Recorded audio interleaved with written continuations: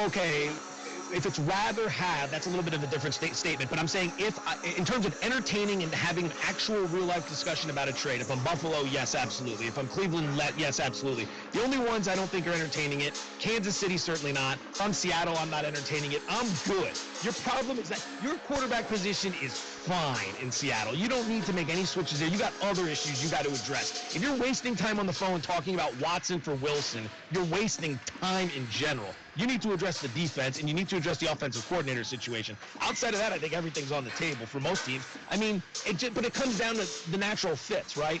Here's where we're going to go with this at some point. The idea that if you're Jacksonville, do you give up the number 1 pick for Deshaun Watson? Well, let's go with it. Let's go with that right now. Jimmy Smith, a 5-time Pro Bowl wide receiver, was on Freddie and Fitzsimmons and was asked that question. No. I mean, Deshaun Watson is a generational player. But I think, you look at having a number 1 pick, and, that's monumental, It's work getting there. And I say it's work because you have to endure the pain throughout the season to end up with the number 1 pick the season before. So, Trevor Lawrence, I think it's, that's a no-brainer. It would not be a good move. I'd rather for Deshaun Watson to, they mentioned New York. I've heard that. That would be perfect for Deshaun Watson, I think we should get Trevor Lawrence, and I think the man we should build the offensive line and focus on protecting him. All right, so Myron, I want you to close your eyes for a second. I want you to picture that you are a Jacksonville Jaguar fan. You've had to deal with the fact that you live in a city that ain't the most fun, that is often mocked around the league, and that basically you had to deal with Blake Bortles for many years. There's just not been a lot that's been happening. But now I'm giving you, Mr. Jaguars fan, the decision. You can have Trevor Lawrence. You can have Deshaun Watson. You only get one. Which one do you want? I'm taking Deshaun Watson because I would be picking Trevor Lawrence hoping that he could become a Deshaun Watson. And we've seen a lot of guys who never came close after being the top pick. Deshaun Watson is undervalued in some circles, and I don't know what I'm missing. Deshaun Watson is 25 years old, just turned 25, and has already had 4 incredible seasons, and has already done so many things at that age that a lot of quarterbacks have never achieved in their careers. And he's done it in the adversity and the dysfunction known as the Houston Texans. You put him in a situation where he's got Urban Meyer, who has more cap space than any team in the league, can go out on a shopping spree and put talent around Deshaun Watson going forward. That's a team that can compete. And yes, Trevor Lawrence is one of the top prospects we've seen, Joe, at that position, maybe over the last decade, maybe over the last 20 years, depending on who you read. But Deshaun Watson is ready now. If I get that call from Jacksonville, I say, done deal. You can have Deshaun Watson. Give me the number 1 pick, Trevor Lawrence. Yeah, I'm not doing that because that salary cap space you just talked about having is gone. If you bring in Deshaun Watson, he's going to take up that number. Here's what you get with Trevor Lawrence over Deshaun Watson. From 2022 to 2024, a 3-year stretch, you're going to have a cap number in a 3-year stretch with Deshaun Watson of $120 million. $120 million. During that same 3 years with Trevor Lawrence, $29 million. $29 million. You are going to have $90 million additional dollars to spend to build around him, number 1. Number 2, you also, as Myron said, have $70 million available this year in cap space. That's the most in the NFL. You don't have to jeopardize that with your quarterback. So you bring in Lawrence, you not only save a boatload of money between his contract. It's time for Wausau West Warrior High School Hockey on SportsFan 98.9, online at WXCOFM.com and mobile devices. Warrior Hockey is brought to you by Cellcom, the Cloverdale Credit Union, Health in Motion, American Family Insurance, Jim Nick Agency, M&J Marine, Marathon County Social Services, PGA Incorporated, REI Engineering, Sun Printing, the Wausau Mine Company, the Wausau West Athletic Department, and the Wausau West Hockey Booster Club. It's time now for Wausau West Warrior Hockey on SportsFan 98.9.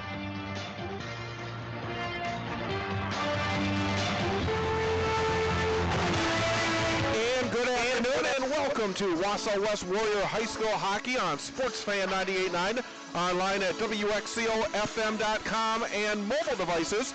Today, it is the regular season finale as Wausau West plays host to Verona from the Marathon Park Ice Arena. I'm Chad Holmes. Well, the Warriors come in playing some solid hockey down the stretch. They're now 10-7 overall, following a very exciting 5-4 win in overtime at Chippewa Falls on Thursday night. Warriors have won 5 of their last 6 games as they get set for the playoff opener against East Merrill United on Tuesday night.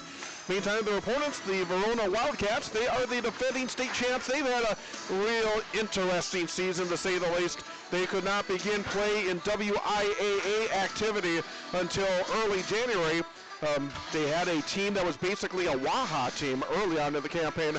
This is the second time that Verona has been here at the Marathon Park Ice Arena this season. They defeated the Warriors on Friday, January the 15th by a score of 8-4. Verona, they go into their postseason playoff as a number 2 seed against a red-hot number 1 seed, Madison Edgewood. But before any team gets to a sectional final, they have plenty of work to do with the playoffs beginning this coming week.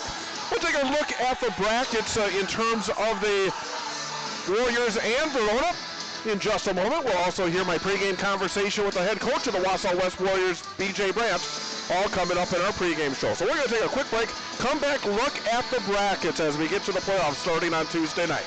It's Wausau West and Verona High School Hockey on SportsFan 98.9, online at WXCOFM.com and mobile devices. Salcom offers the same great deals to new and existing customers alike. So when we have a sale, everyone can take advantage of the savings, not just a select group. Whether you're a new customer or you've been a customer since the dawn of cell phones, or if you're an accountant in Appleton, a chef in Shawano, a golfer in Greenville, a painter in Peshtigo, a lumberjack in Leona, or one of the youngest head coaches in professional football, charged with bringing a storied franchise back to the mountaintop. Right, Coach LaFleur? Right, Sarah. Unlike most of those big-time wireless carriers, with Salcom, everyone gets the same great offers on everything from the best new phones to unlimited data packages. Salcom, clarity in a cloudy world. At Salcom, both new and existing customers can get select devices from Google, Motorola, Samsung, and LG for just $5 per month. Flex 30 agreement and data subscription required. Taxes due with sale. Restrictions apply. Visit Salcom.com/save for details. See this badge? Of course not. It's radio. It says Trained Comfort Specialist. It means we're expert technicians and as reliable as the trained systems we install, keeping your winters cozy and summers cool. And when you do see this badge, you'll immediately feel more comfortable. Anytime, night or day, call PGA. PGA Incorporated is your leading Central Wisconsin trained comfort specialist. See us at PGAinc.net. It's hard to stop a trained comfort specialist.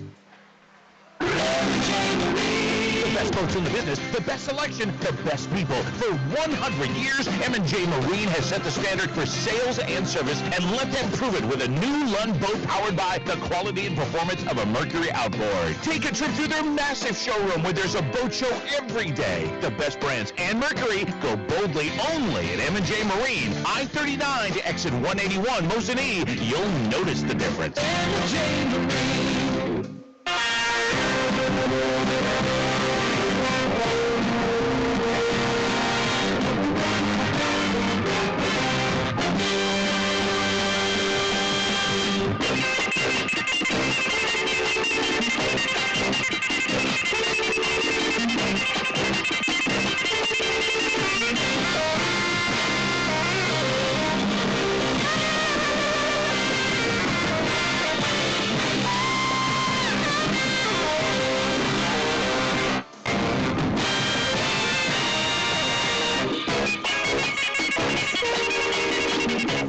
Chad Holmes again from the Marathon Park Ice Arena as we are getting set for today's regular season finale, a non-conference matchup between the Wausau West Warriors and the Verona Wildcats. Thanks to our sponsors of Wausau West High School Hockey here on SportsFan 98.9, WXCOFM.com, and mobile devices, including the Wausau West Hockey Booster Club. Thanks again to the Wausau West Hockey Booster Club for their continued support of our broadcast of the Warriors during the course of the season. Also, thanks to the Wausau West Athletic Department, the Wausau Mine Company, and Sun Printing, just four of the sponsors of Warrior Hockey here on WXCO. Well, looking ahead, this, of course, is the final game of the regular season. The playoffs begin on Tuesday night. Wausau West competing in sectional number 1 of Division I, another very tough sectional. Warriors are the number 6 seed in the section. So for the first time in a very long time, I think the first time in 17 years, if I'm not mistaken, and I'm going to have to do some research on that before our broadcast of the Warriors on Tuesday night, but Wausau West usually getting a bye into the regional final, but this year, the 6 through 11 seeds all playing on Tuesday night. So number 6 Wausau West will play host to number 11 seed East Merrill United right here at the Marathon Park Ice Arena. A game that I will have for you right here on SportsFan 98.9, online at WXCOFM.com, and mobile devices, starting with the pregame show at 6:40 and the opening face-off at 7 p.m. Winner of West and East Merrill United will go on to take on number 3 seeded Stevens Point on Thursday night at the KB Willett Ice Arena. Should the Warriors, as expected, take care of business against the Blue Jacks, will also have their game at Stevens Point Thursday night, 6:40 for the pregame and 7 o'clock for the opening face-off here on SportsFan 98.9. Also in the bottom half of the bracket in sectional number 1, Tuesday night, number 7 seeded Wisconsin Rapids Lincoln will play host to the number 10 seed, the Northwest Icemen, the Barron Co-op. That'll be at Southwood County Rec Center at 7 o'clock. The winner of that one will move on to play number 2 seeded Chippewa Falls on Friday. So again, Chippewa Falls will host either Rapids or the Northwest Icemen Friday at 5 p.m. at the Chippewa Ice Arena. The number 2 seed has been struggling coming down the stretch. They lost 4 games this week. They were all against really good competition. They lost to Hudson on Monday, fell to Eau Claire North in overtime on Tuesday, lost in overtime to Wausau West on Thursday, and then Madison Edgewood went to Chippewa Falls last night and knocked off the Cardinals by a score of 4-3. So Chippewa Falls, tough week, but still a very good hockey team, number 2 seed. Top half of the bracket, number 1 seed is Hudson. They get a first round bye. They'll wait for the winner of the game between number 9 seeded Ashland and number 8 seeded DC Everest. Evergreens will host Ashland at Greenheck Fieldhouse on Tuesday night at 7 o'clock. Number 5 seed Eau Claire Memorial will take on number 4 seeded Eau Claire North on Thursday. In fact, it's interesting scheduling because Eau Claire Memorial and Eau Claire North are playing at Hobbs tonight in a Big Rivers Conference makeup, and then they'll face off again on Thursday in the regional final. So that's a look at the bracket in sectional number 1. Verona, meantime, they are involved in sectional number 3, and Verona is a number 2 seed. They got a first round bye. They will face off on Thursday night in their first game against either number 7 seeded Toma Sparta or number 10 seeded Aquinas. The number 1 seed in that bracket is Madison Edgewood. They will face either Sun Prairie or Baraboo on Thursday in a regional final. Sun Prairie will be at Baraboo Portage on Tuesday night. Number 5 seed Wanakee will be at number 4 seeded Onalaska in a regional final Thursday. Number 3 seeded Sun Prairie, they will be hosting either number 11 Middleton or number 6 Reedsburg in the regional final. Middleton will take on Reedsburg on Tuesday in the regional semis. The winner will then face Sauk Prairie. That's Sauk Prairie, not Sun Prairie. Sauk Prairie, number 3 seed on Thursday night.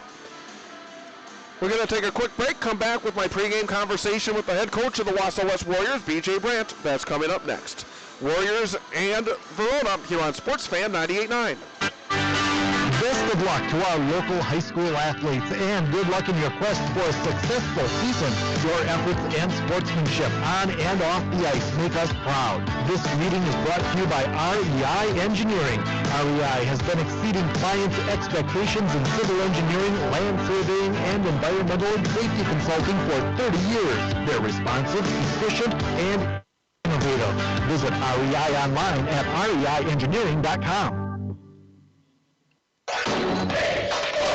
The Wausau West Hockey Booster Club is a proud supporter of our broadcast of Warrior Hockey on SportsFan 98.9. The Wausau West Hockey Booster Club would also like to thank the following sponsors of the Wausau West Hockey Program: Orthopedic Associates of Wausau, Wausau Mine Company, Goal Line Golf and Hockey, and A-Right Construction. Thanks again to the Wausau West Hockey Booster Club for their support of Warrior Hockey broadcast on SportsFan 98.9.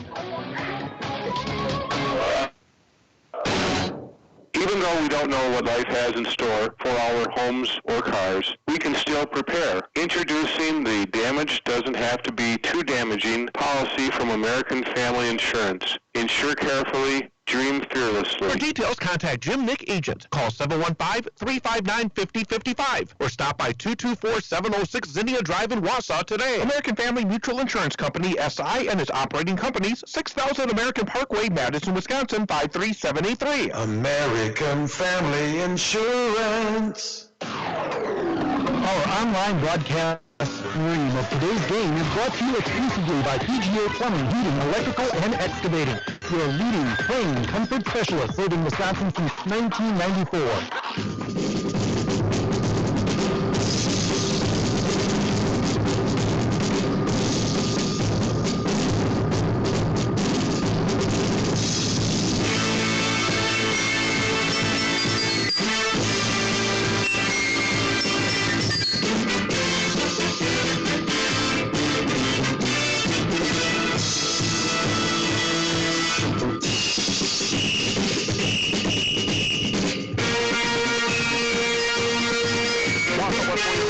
Continues on Sportsfan 98.9, online at WXCOFM.com and mobile devices, as today, regular season finale. The Warriors taking on the Verona Wildcats. From the Marathon County Ice Arena, I'm Chad Holmes, joined by head coach B.J. Brandt. And coach, I guess first of all, congratulations. Made it to the end of the regular season, and not as easy as one might usually think, but to get through the regular season and get to this point, a lot of hard work was done by all. Yeah, it took a lot to get here. I mean, from the district level, administration level, through the coaches, the booster clubs, the parents, the kids. It took a team effort to get here, and I guess we got to thank everybody for doing their part here, because these kids are allowed to play, and to think that we got to game 18 is at the beginning, the way we started, it was a little bit nerve-wracking. You just didn't know what all those unknowns were there, but the kids have done a really good job, and families have done a great job of doing the right things for us to allow these kids to play, and the kids have bought into some of the changes that have had to happen throughout this hockey season. No buses to limited times in the locker room, disinfecting everything, masks on the ice. I mean, they've really bought in to get us to this point, and hopefully we get to keep going. Before we talk about today's game, it felt like the playoffs began on Thursday. That was a really intense hockey game over at Chippewa Falls, and your team able to come away with the win. A lot of things that could kind of jump out, but one thing that kind of jumped out to me is something you talked about beforehand was getting ahead. You talked about not getting ahead a whole lot, this season, but it felt like being ahead and making them come back 2 times to get back to even. In the end, that is an advantage where they're digging all the time instead of your team trying to dig from behind. Yeah, I think anytime you're playing, any game, win the opening face-off, just there's little things that you can do that relax yourselves a little bit, and obviously scoring first helps. I mean, that immediately takes some of the tension out of the kids. It takes some tension out of the room, and you're just like, okay, we can breathe now. We're out on our front foot. We're playing well. For our case, we were able to get up 2-0. We took some penalties and allowed them back into the game 2-2, but we responded from there. We were able to get two goals pretty close to each other, and again made the same mistake of allowing them back into it. But it was nice to see us respond in overtime and win the opening face-off and go down and get a good scoring opportunity, and any shot in overtime is a great shot, and it obviously went in, and the kids got to celebrate. So it was good for us. I mean, I feel like we're trending in the right direction this time of year, and hopefully tonight is something similar to that. Gave up no even-strength goals in that game against Chippewa, and I'm almost afraid to bring it up. But when you look at it, obviously the game last Saturday against Stevens Point, the game against Chippewa on Thursday, a lot of penalties. How much of it is what your team is doing? How much of it can be corrected here as we get to the playoffs? What's your take on the penalties the last couple of big games you played? I mean, penalties happen, so you look at it from a perspective of you have to kill the penalties, because for 2 reasons. One, it helps you, but number 2, it gives you momentum. There's a lot of things looking at these last two games that have been big opponents where we've taken penalties, and it's things that we can control, and a lot of it's the 5-inch space between their ears and controlling their minds and controlling, which then relaxes their body body and they don't take things personal. And those are things, my hope is we show some maturity over the next couple days here to allow us to, and even tonight, that there's going to be times when there's going to be a shot that we think is late or a stick that hits us in a spot we don't have protection, and those things, like, it happens, but we have to learn from it, move on, because in the end we're just punishing our team, and we don't want to do that any more than we have to, because penalties are going to happen. We got to kill them, but what we can't do is compound a 5-on-4 penalty by taking another one to make it 5-3 and then giving some momentum back. Final Saturday of the regular season, and you got to play a team from Dane County because it's usually Edgewood, but I guess fortunately Edgewood has been traveling all over the place handing out losses to good teams this week, so you face another really good team. I guess if it's not going to be Edgewood, you may as well bring in the defending state champs Verona, who were here just a few weeks ago. Obviously it's a really good hockey team. How do you look at this game? I mean, every year you always play a pretty good opponent here to wrap things up. How do you look at this final regular season game with so much in the next week or so? Well, I think you've got to put yourself in uncomfortable situations, and in the last game of the year when you're going into playoffs, you want to play a really good quality opponent, because that's going to take your level up. And whether it's Madison Edgewood or in this case Verona, they filling in for Eau Claire North, who had to take a conference game with Eau Claire Memorial. We want to make sure that we're playing well at the right time of the year, and the last game always tests us in a way. Whether we win or we lose, we're always going to get better from the game, and I think that's the mentality there. So you want to make sure that you're playing your best hockey at the end of the year, and you want to test yourself right before it really means something. And I think this team's ready for the test. They've been doing well up to this point, and like I said, trending in the right direction. We're starting to play hockey the way that we think that we can play. We've got some things that we need to work on still, but they're details, and those are things that we've been working on all year long. But to play a good quality opponent right now at this game, defending state champions as we go into the playoffs, is exciting for us and good opportunity. Good luck today. Thanks, Chad. Head coach of the Wausau West Warriors, B.J. Brandt, will come back, get you set for the opening faceoff. Warriors taking on Verona. Wausau West Hockey on Sports Fan 98.9. What's your idea of winter fun? It's hitting the trails after a fresh snowfall and you're thinking new snowmobile. It's time to call CCU. That's Clover Belt Credit Union, the leader in financing fun. If you're thinking new four-wheel drive vehicle to get you to the downhill slopes or the cross-country trails, it's time to call CCU. That's Clover Belt Credit Union, the leader in financing fun. Quick, easy loan applications, friendly lenders, and great rates make CCU the lending leader in financing fun. If your idea of winter fun isn't in the snow, maybe hitting the highway in a new motorhome is the way to go. Just give CCU a call. Financing for motorhomes and winter getaways. When you think fun, think Clover Belt Credit Union. What are you waiting for? Life's too short and winter's too long. Call CCU for your great rate financing. Dial 715-842-5693 or apply online or from your smartphone. That's Clover Belt Credit Union. Local lenders lending local money, keeping our community strong.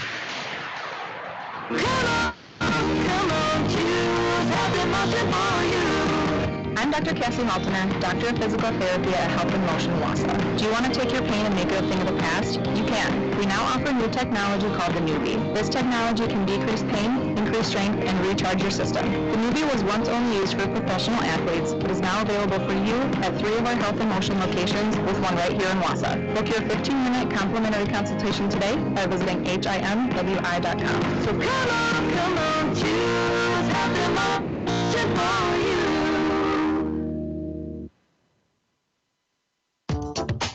Can you help turn a child's life around? Families in our community are needed to open their homes and hearts to foster children and provide them with love and stability until they can return home with their families. Whether you could open your home to one child or to a few brothers and sisters, your community needs you. Training and support is provided, and you'll make a difference. For more information, please contact Sarah Klebenow at Marathon County Department of Social Services at 715-261-7553. Sports Fan 98.9 is W255DN Wausau and WXCO Wausau.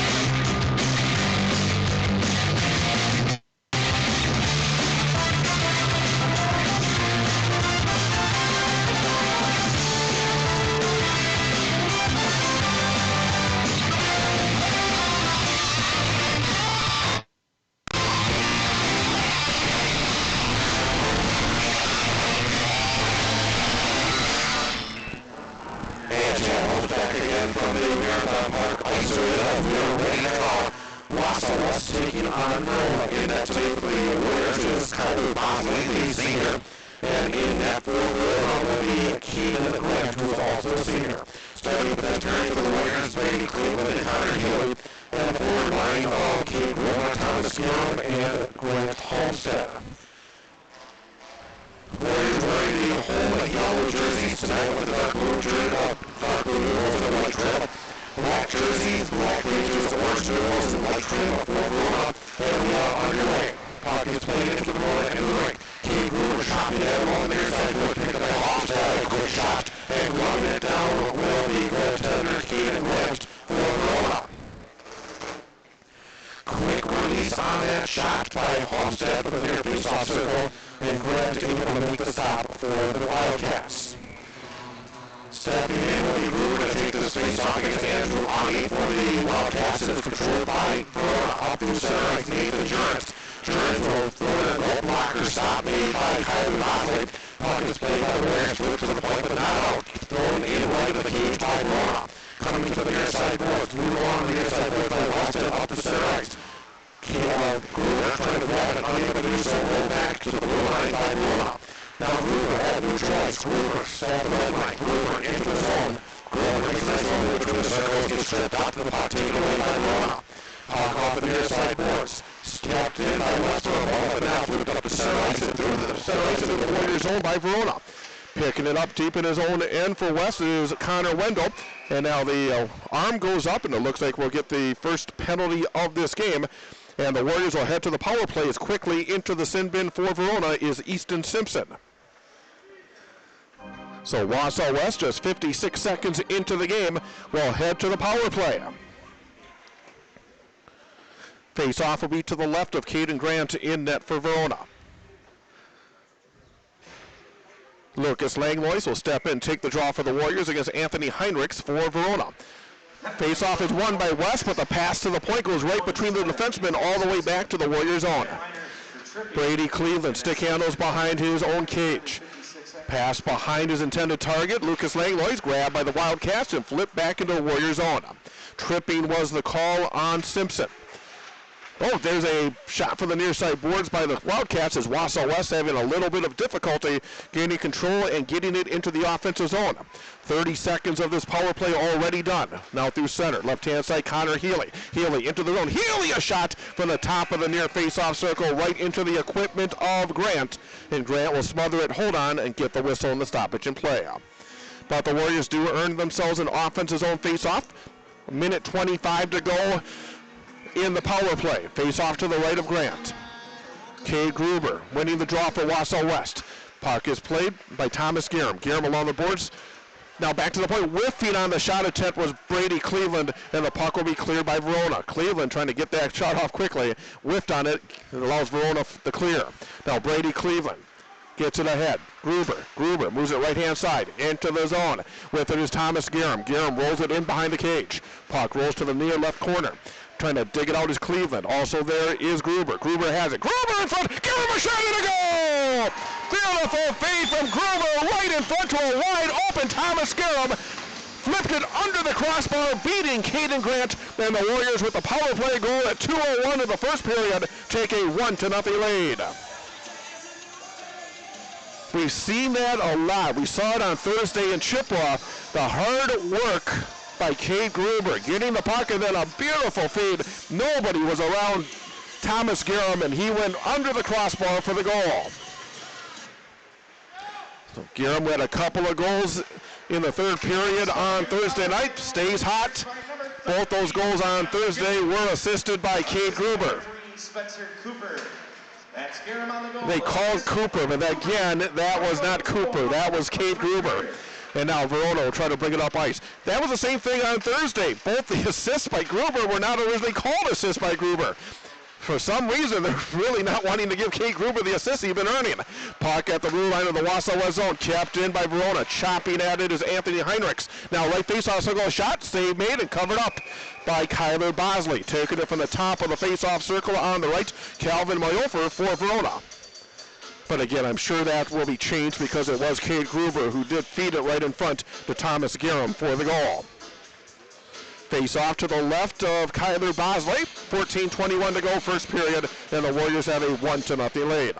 Near side corner, playing it for the Warriors is Connor Healy, moves it on the right. Warriors trying to break their own zone. Connor Wendell up to center ice, Ray Reinick. Reinick left wing side into the offensive zone. Reinick checked off the puck by Nathan Jurens. Jurens knocked it away, but the Warriors get it back. Puck bounces around in the near face-off circle. Picked up by Lucas Langlois, but could not keep it in the zone. Puck back to neutral ice, and now the Wildcats will roll it in deep. Playing it will be the goaltender, Kyler Bosley. Moves it off the near side boards, intended for Healy, but now we got a whistle and a stoppage in play. Not really sure what the whistle was for, but with 13:51 to go in the first period, there will be a face-off in the Warrior end with West up 1-0. Warriors come in 10-7 overall. They finished 8-2 in the Wisconsin Valley Conference this season. Second place behind 10-0 Stevens Point. Face-off is won by the Warriors. With it behind the cage, Prohaska moves it on the right-hand side. Not able to handle it was Connor Wendell. Kept in deep by Verona. Moved into the deep right corner. Moved along the boards by Prohaska. Kept in by Nathan Jurens at the right point. Puck bounces around in the right face-off circle. Rolled in deep by the Wildcats. Now deflected into the right corner. Trying to grab control of it is Isaac Thomas for Verona. Now behind the cage. Centering pass right in front. Shot in a goal. Verona kept it in, and a beautiful feed from behind the cage.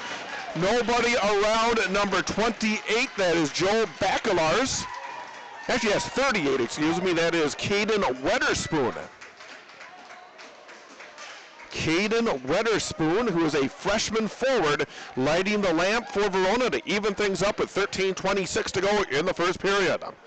But the Warriors were not able to clear it and ultimately gained control behind the cage by the Wildcats. Nice feed in front, and Wedderspoon able to go one-on-one with Bosley and beat the Warrior senior.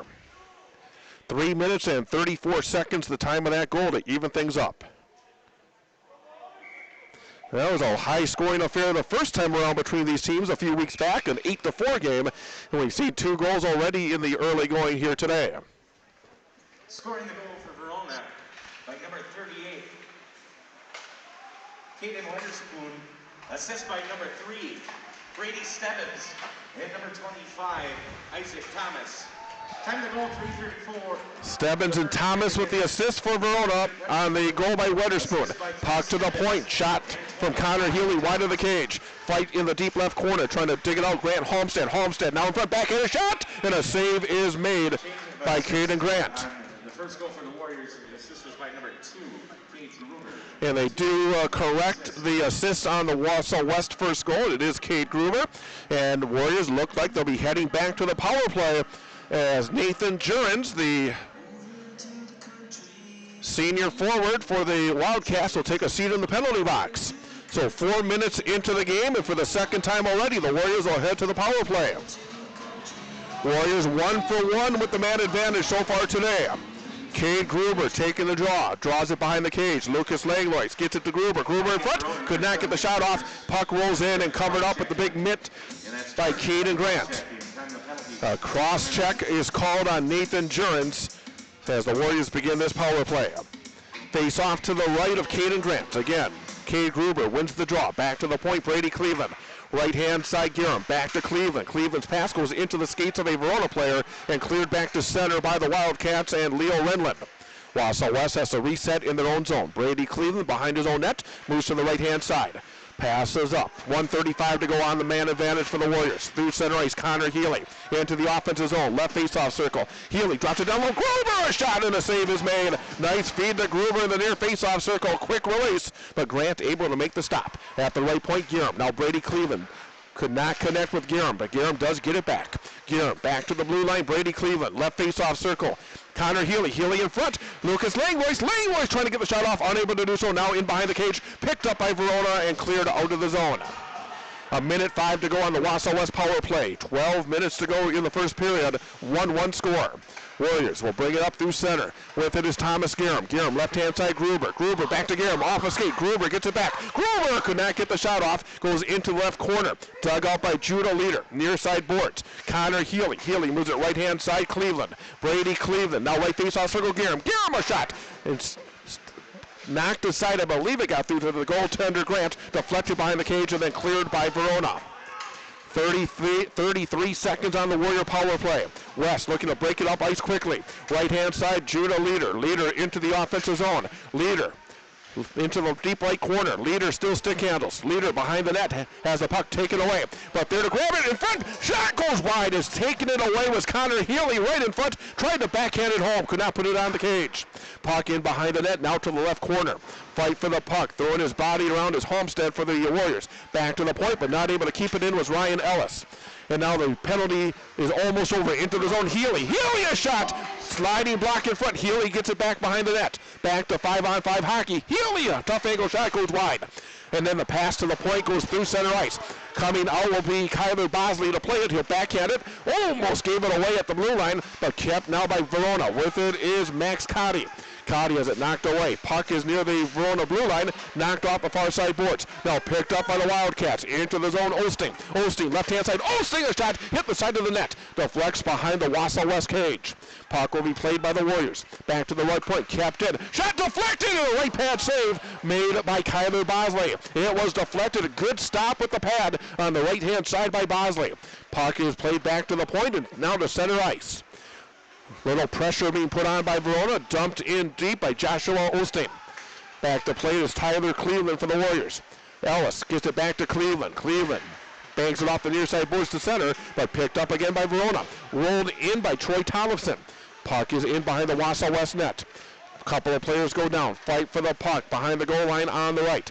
Near the goal line, picked up by Nathan Jurens. Jurens gets it to the deep left corner, now picked up by the Warriors who get it up to center ice. Over the red line and then dumped in deep by Wausau West. Puck in behind the cage, now grabbed left-hand side by Ben Kopecky. Kopecky centered it, deflected in the goal! Cooper, Spencer Cooper, right in front, got the deflection on the pass from Ben Kopecky.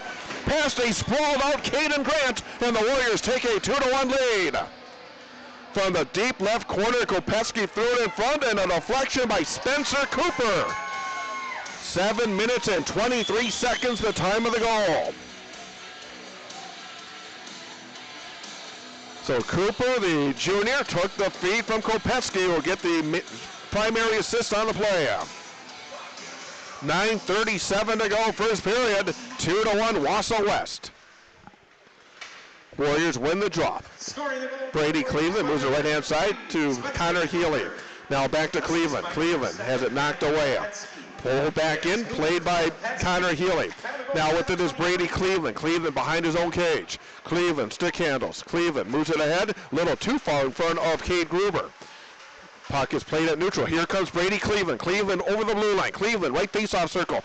Stick handles back to the point. Cleveland drops it off. With it is Garham. Garham's pass gets deflected back to the blue line, but kept in by Connor Healy. Puck is picked up by Reese Cadre now for the Wildcats. He'll move to the far corner. Cadre at the goal line, left corner. Moves it on the right-hand side. Grabbed there by David Dina. Dina's pass does not connect. Rolls back to the Wausau West blue line. Played by Connor Healy. Healy gets it up the center. Dumped back in by David Dina for the Wildcats. Wausau West, long outlet pass does not connect. Goes all the way down ice, and that will be icing on the Warriors. 8:38 to go in the first period. A 2-1 lead for Wausau West. Goal scorers so far for the Warriors. Thomas Garham on the power play at 2:01, and then Spencer Cooper at 7:23. For Verona, scoring at 3:34 even strength was Caden Weatherspoon. Face off one, and there's a shot through a screen attempted by Nathan Jurens, fought off by Kyler Bosley. Puck into the deep left wing corner of the Wausau West zone. Scrum for the puck. Couple of gold jerseys, couple of black jerseys, still fighting for it. Now the puck comes loose, picked up by the Warriors. Up to center ice. On the right-hand side, over the red line. Now over the blue line is Connor Wendell. Wendell into the right corner, gets knocked off the puck, and he will draw the penalty. Another penalty coming up on Verona, as knocking down Connor Wendell was Joshua Osteen, and it looks like Osteen will head into the sin bin for Verona. So a third power play chance. Oh, actually, these are going to be coincidentals. Osteen in the box for the Wildcats, and I think it's going to be Wendell in the box for Wausau West. So we're going to stay 5-on-5 with 8:10 to go in the first period. 2-1 Wausau West lead. Thanks to our sponsors, including Marathon County Social Services, also M&J Marine, American Family Insurance, Jim Nick Agency, and PGA Incorporated. Face off in the Verona end of the ring. Fight for the puck. Now grabbed by the Warriors, and a shot from the top of the face-off circle on the right by Brody Brimacombe is gloved down by Caden Grant. Connor Wendell is called for roughing. Yep, Connor Wendell is in the box for a roughing as well for the Warriors. Brimacombe taking the face-off into the right corner. Ben Kopeski fighting for it for the Warriors. Picked up by Brimacombe. Back to the right point. Connor Healy. Healy fires a wrister, goes right to the cage. Behind the net, Judah Leader will chop it to the right-hand side and Brimacombe. Brimacombe's pass is deflected and stolen away by Brady Stebbins. Gets it up to center. Now through center, Isaac Thomas. Thomas drops it off between the circles. Knocked away. Not able to get the shot off was Scadden for the Wildcats. Up ice quickly. Brady Cleveland. Left face-off circle. Fires it up. And a glove hand save made by Caden Grant. Another rush up ice by Brady Cleveland, who scored the first goal on Thursday at Chippewa Falls. And now puck is picked up by Verona. Up to center ice. Flipped all the way down ice. Taking the icing will be Caden Weatherspoon for the Wildcats. Verona missing one of their top offensive performers today, senior Walker Hasig. Played very well in the first meeting between these teams. He is not in the lineup today for Verona. Face-off will be to the left of Caden Grant. 7:19 to go first period. 2-1 is the lead for Wausau West. Connor Healy will stay on the blue line along with Tyler Cleveland. And now stepping in is Grant Homestead to take the draw for the Warriors. Wins the face-off, but the pass back to the point gets away. Rolls back into the Wausau West zone. Getting there first, Leo Redland. Centers it in front, deflected away by Tyler Cleveland. Redland, a good idea, had a teammate between the circles, but Cleveland got a stick on it to take away a scoring opportunity for Verona. Puck battle for it neutral, picked up by Verona, into the zone, Anthony Heinrichs. Heinrichs along the near side boards, rolls it in deep, goes into the left corner, chased down by Reese Cadre, now for the Wildcats. Now Thomas Skerum chopping at it behind the goal. Still a scrum for the puck. Looking behind his right shoulder is goaltender Kyler Bosley, and now the puck is dug out by Verona. Still fought for right behind the cage. There's a centering pass cleared aside by the Warriors out of the zone. Puck will roll back into the Verona end. Playing it will be goalie Caden Grant. Gives it off to his defense with 6.5 minutes to go in the first period. 2-1 Wausau West. Puck rolled back into the Warrior zone, trying to grab it Anthony Heinrichs. He'll roll it into the right corner. Heinrichs going up against Tyler Cleveland for that puck. Puck is now moved along the far side boards. Moved back to the point, but not out. Kept in by Reese Cadre for Verona.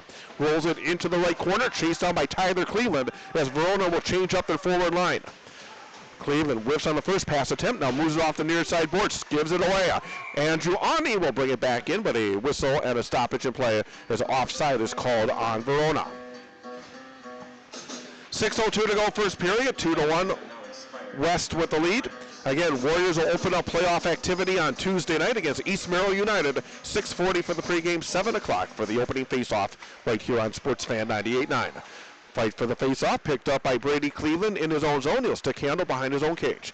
Brady moves it on the right-hand side to Connor Healy, back to Cleveland on the left. Cleveland gives it back to Healy. Healy through his own zone. Healy feathers it up the center, not able to connect on the pass. And then the puck is deflected over the boards into the Verona bench and out of play. But again, Warriors against East Merrill United Tuesday, 6:40 airtime. If the Warriors win Tuesday, they advance to play at number 3 seeded Stevens Point on Thursday night. And we will again have it for you right here on Sports Fan 98.9, starting with the pregame show at 6:40. Face-off is fought for in front of the Verona bench. Still battle for it. Now picked up on the right-hand side. Ray Reinick. Reinick throws it in front. There's a shot. Goes wide of the cage. Nice feed by Reinick right in front of Lucas Langlois. Lucas, the hero on Thursday with the OT goal, misses the net. Now played by Brady Cleveland. Cleveland up the right-hand side, over the red line, now over the blue line. Cleveland into the right corner. Cleveland now stops, gets it back to the point. Connor Wendell back to Cleveland. Cleveland back to Wendell in front of the Verona bench. His pass is knocked down and stolen. Now here comes Verona. Left-hand side into the zone, Jack Marski. Marski between the circles. Marski shot blocked in front. Getting in front of that shot attempt was Connor Healy for the Warriors. Puck back to neutral ice, played by Brady Cleveland. Cleveland over the red line will feather it in deep, and he'll peel off on a line change. Puck in behind the net, traced down by David Dina now for the Wildcats. Moved along the near side boards. Pinching in is Kopetsky to keep it deep for the Warriors. Puck now in behind the cage, played by Brimacombe. Brimacombe trying to center it, knocked back to Brimacombe. Brimacombe still fighting for it right behind the Verona cage. Still a battle for that puck. Dug out right hand side by Brimacombe, turns and fires, and getting the left pad right up against the post to make the stop was Caden Grant. Puck is now played by Verona behind their own net still, deep in the Verona end of the rink. Now taken away, Connor Healy, left face-off circle, and a shot goes over the glass into the netting and out of play. Turned over by Verona, grabbing it near face-off circle was Connor Healy, but he fired it over the top and the face, was it deflected? It appears it was, so the face-off will remain in the Verona end of the rink as both teams take this opportunity for a line change. 4:22 to go, first period, still 2-1, Warriors with the lead. Cade Gruber taking the draw, but controlled by Verona. Now Nathan Jurens, left-hand side, up the center. With the puck is Leo Renlund. Renlund into the offensive zone, has it knocked away by Thomas Giram. Giram up the center, moves it left-hand side. Gruber into the zone, left face-off circle. Gruber goes in front, but getting in front of that pass, knocking it away was Joshua Osting. Another centering pass goes through the slot area to the far side boards. Picked up by Verona. Pass a little too far in front of Cadre. Goes all the way down ice, and that'll be icing on the Wildcats. Offensive zone draw coming up for West with 3:55 to go in the first period. 2-1 lead for the Warriors. Tonight we have Wausau West girls basketball. The Warriors make the short trek to Wausau East. 7 o'clock airtime. Warriors at the Lumberjacks and girls hoops right here on Sports Fan 98.9. Face off to the left of Caden Grant. Drawn in behind the net. Trying to grab it is Thomas Giram. Giram throws it in front, intended for Gruber, but could not get a stick on it. Now through center. Here comes Reese Cadre. Cadre, left face-off circle, turns the corner. Cadre drops it off, but over skating it was Leo Renlund. Puck to the far side boards. And now knocked back to center by the Warriors. At his own blue line, Troy Tollefson for the Wildcats. Gets it ahead to Nathan Jurens. Jurens from the right hand side, not to the blue line, but dumps it in on net. And holding on will be Kyler Bosley. So an offensive zone draw now for Verona with 3:29 to go in the first period, and the Warriors still leading 2-1. Face-off will be to the left of Kyler Bosley between the pipes today for Wausau West. Face-off is drawn to the near side boards. Moved back to the point, kept in by Troy Tollefson for Verona. Now at the goal line, right-hand side, centering pass deflected away. Fight for the puck in the deep right corner. Trying to dig it out for the Warriors is Langlois, and now Wausau West does have it. Up to center, but then grabbing it, backhanding it in deep is Andrew Ani for Verona. Warriors have to reset in their own zone. Pass attempt is deflected, rolls up to center ice, played again by the Wildcats, but knocking it down, taking it away. There's a shot and a save from the right-hand side. Grabbing that loose puck was Connor Wendell. Now a shot from the point, save, rebound loose in front, chopping at it is Langlois. Still loose right in front of the cage, and now cleared aside by Verona. Shot for the point was stopped. The initial shot by Healy. Couple of Warriors in front, chopping at it right in front of Caden Grant, but not able to get control of it and get a shot on net. Puck is rolled back in deep by the Wildcats. Wausau West will reset as Verona makes a line change on the fly. Up to center. Nice move by Brady Cleveland. Another nice move by Cleveland. Into the zone, but then poke checked away. Picked up by the Wildcats and Brady Stebbins. Stebbins does get it back to center. Turn back over into the zone. Kopetsky. Shot is sticked aside by Grant. Puck in behind the net. Now left-hand side. Brimacombe now with it. Brimacombe has it knocked away. Puck along the near side board, still in the Verona end of the rink. Picked up by Troy Tollefson, gets it up to center, then dumped back in by Connor Healy. It goes in on net, gloving it down and holding on is Caden Grant. Both teams will take this opportunity for a line change with 2:05 to go in the first period, and still a 2-1 Warrior lead. Second meeting of the season between these Wisconsin hockey powers. Verona won here a couple of weeks back by a score of 8-4. Face-off drawn, controlled by Verona. With it is Nathan Jurens. Jurens moves to the left-hand side. Bangs it off the boards, chases it down himself. Now Jurens through center, over the red line, over the blue line, poke checked away. Good stick work by Tyler Cleveland, but kept in at the point.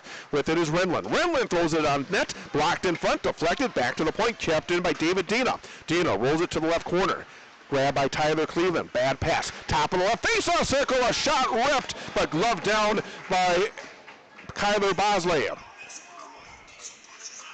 Big rip from the top of the left face-off circle. A slapper That I believe was David Dina for the Wildcats. Seeing it all the way, making the glove hand save, and holding on was Bosley. Face off to the right of Bosley. Win on the draw. Shot is blocked in front. Taking that shot was Reese Cadre for the Wildcats, and the Warriors get it back. Through center ice with it is Cade Gruber. Gruber trying to get around the defenseman. Gruber gets knocked off the puck. Still loose. Left face off circle. Guerin. Guerin a shot. Could not put it on net. Tough angle that time by Guerin. Went high and wide of the cage, and the puck cleared back to the Wausau West blue line. Brady Cleveland drops it off. With it is Connor Healy. Healy over the red line. Now to Gruber. Gruber cannot handle it. Trying to chase it down is Healy. Rolled behind the cage. Picked up by Verona. Now the Wildcats could not get it out. Connor Wendell knocked it down. And now a delayed penalty coming up on the Warriors. Delayed penalty on Wausau West. Grant has cleared to the bench. And now an extra attacker. 2-on-2 into the zone now for Verona. Puck in the left corner. Reese Cadre. Cadre back to the point. With it is Dina. Dina throws it down. Oh, deflected! And right in front for the Wildcats, getting the deflection, but not able to get it home was Andrew Ane, and the Warriors able to finally touch up and get the whistle. With the extra attacker on the delayed penalty, a terrific opportunity for the equalizer for Verona, but now with Connor Healy going into the penalty box, an opportunity for the Verona Wildcats with 47.5 seconds in the period to tie this one up. 2-1 Warriors with the lead. Face off to the left of Kyler Bosley. Anthony Heinrich's toss. Reese Cadre now stepping in for Verona against Connor Wendell. Win on the draw. Left-hand side, Jurens. Jurens back to the point. With it is Troy Tollefson. Tollefson left-hand side. Back over to Jurens. Jurens rips it. Blocked in front. Picked up by the Warriors and cleared out of the zone by Connor Wendell. 30 seconds in the period. Resetting is Jurens behind his own cage. Drops it off Tollefson. Tollefson still with it right behind his goaltender with 23 seconds in the period. Long outlet pass to center, and not able to get a stick on it at the red line was Anthony Heinrichs, so it turns into an icing on Verona. So an offensive zone face-off for the short-handed Warriors with 18.6 seconds in the period. A minute 31 to go on the power play for Verona, with the Warriors leading 2-1. Face-off to the right of Caden Grant. Controlled by Verona. Puck is played in the near corner by Joshua Osteen. Osteen will stick handle along the near side boards. Osteen up to center. Now with it is Anthony Heinrichs. Heinrichs into the zone. Puck is knocked away. Picked up by Osteen. Right face-off circle. Shot. Save is made. Is cutting right in front. Both Reese Cadre and Anthony Heinrichs looking for a deflection. And it goes over the glass into the netting with 3.2 seconds in the period. It was knocked away by the Warriors out of play, so the face-off will remain in the offensive zone for Verona, left of Kyler Bosley. There's the draw. Won by the Warriors. They'll clear it as the period comes to an end. So an exciting first period of hockey here at the Marathon Park Ice Arena. Wausau West with a 2-1 lead. We'll come back, recap the scoring, look at the goalie statistics and more coming up next. This is Warrior Hockey on Sports Fan 98.9. For more than 60 years, Sun Printing has been Central Wisconsin's commercial printer of choice due to their commitment to quality, creative solutions, and dedicated service. Sun Printing's team offers you a wide spectrum of services. Whether you need offset, digital, large format, graphic design, or mailing, they print everything under the sun. No project is too big or too small. So give Sun Printing a call at 845-4911 or visit them online at sunprinting.com. Since 1980, Wausau Wine Company has been serving the Wausau area with great food and drink in a truly unique dining atmosphere. It's 30-plus years of using only the finest ingredients, and we pride ourselves on skilled cooking in an old-fashioned way. From scratch, Wausau Wine menu is sure to please. And you see that their promise of good food and drink at a fair price, and we're proud to be a long-standing part of our community. Experiencing yourself into the Wausau Wine Company, the store in Wausau today, enjoying your good times for over 30 years. Sometime offers the same great deals to new and existing customers alike. So when you have a sale, everyone can take advantage of the savings, not just a select group. Whether you're a new customer, or you've been a customer since the dawn of cell phones, or if you're a teacher in Tigerton, or a farmer in Fremont, a tutor in Two Rivers, a dentist in Depew, a tree cutter in Tomahawk, or one of the best offensive tackles in professional football, charged with protecting the franchise QB, right, David Monchiari? Right, sir. Unlike most Because they have all the carriers with Cellcom, everyone gets the same rate offers on everything from investment loans to unlimited and active. Cellcom, clarity in a cloud world. And Cellcom brings new and existing customers to select devices from Google, Motorola, Samsung, and LG for just $5 per month. That's the agreement and existing product doesn't do so.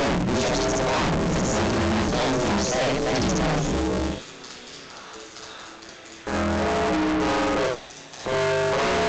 When it comes to meeting your goals, time can be on your side. We can order it to work for you. If saving for retirement is buried on your never-ending to-do list, we can help. Hi, I'm Scott Mashinsky with Edward Jones. Let's put time to work for you. Stop by our office at 1027 South 17th Avenue or call 849-5258. Edward Jones, making sense of investing. Member SIPC.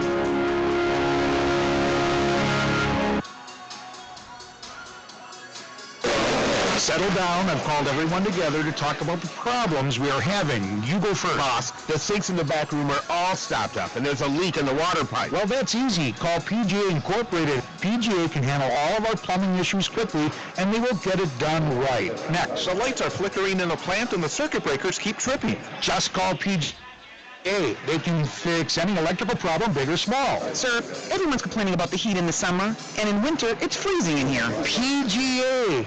They can look at our system, repair it, or they'll design a new high-efficiency one that will save us money, just like they did for my house. People, for plumbing problems, who do we call? PGA. Electrical. PGA. Heating and cooling. PGA. Excavating. PGA. PGA. When you need help with plumbing, electrical, heating, cooling, excavating, commercial or residential, call PGA Incorporated at 715-355-6717. Online at pgainc.net.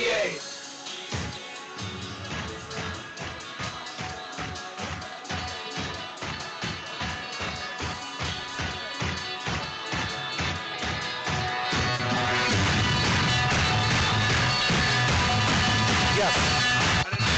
I had it for you. I said, the thing on Thursday, the 2 goals that were assisted by Cooper, they did enough to put two more against them. They don't get over.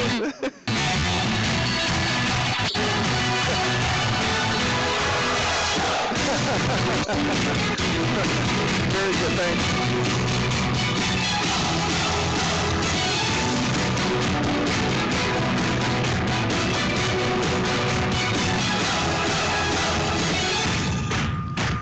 Chad Holmes again from the Marathon Park Ice Arena. We're at the end of the first period as the West Warriors lead the Verona Wildcats by a score of 2-1.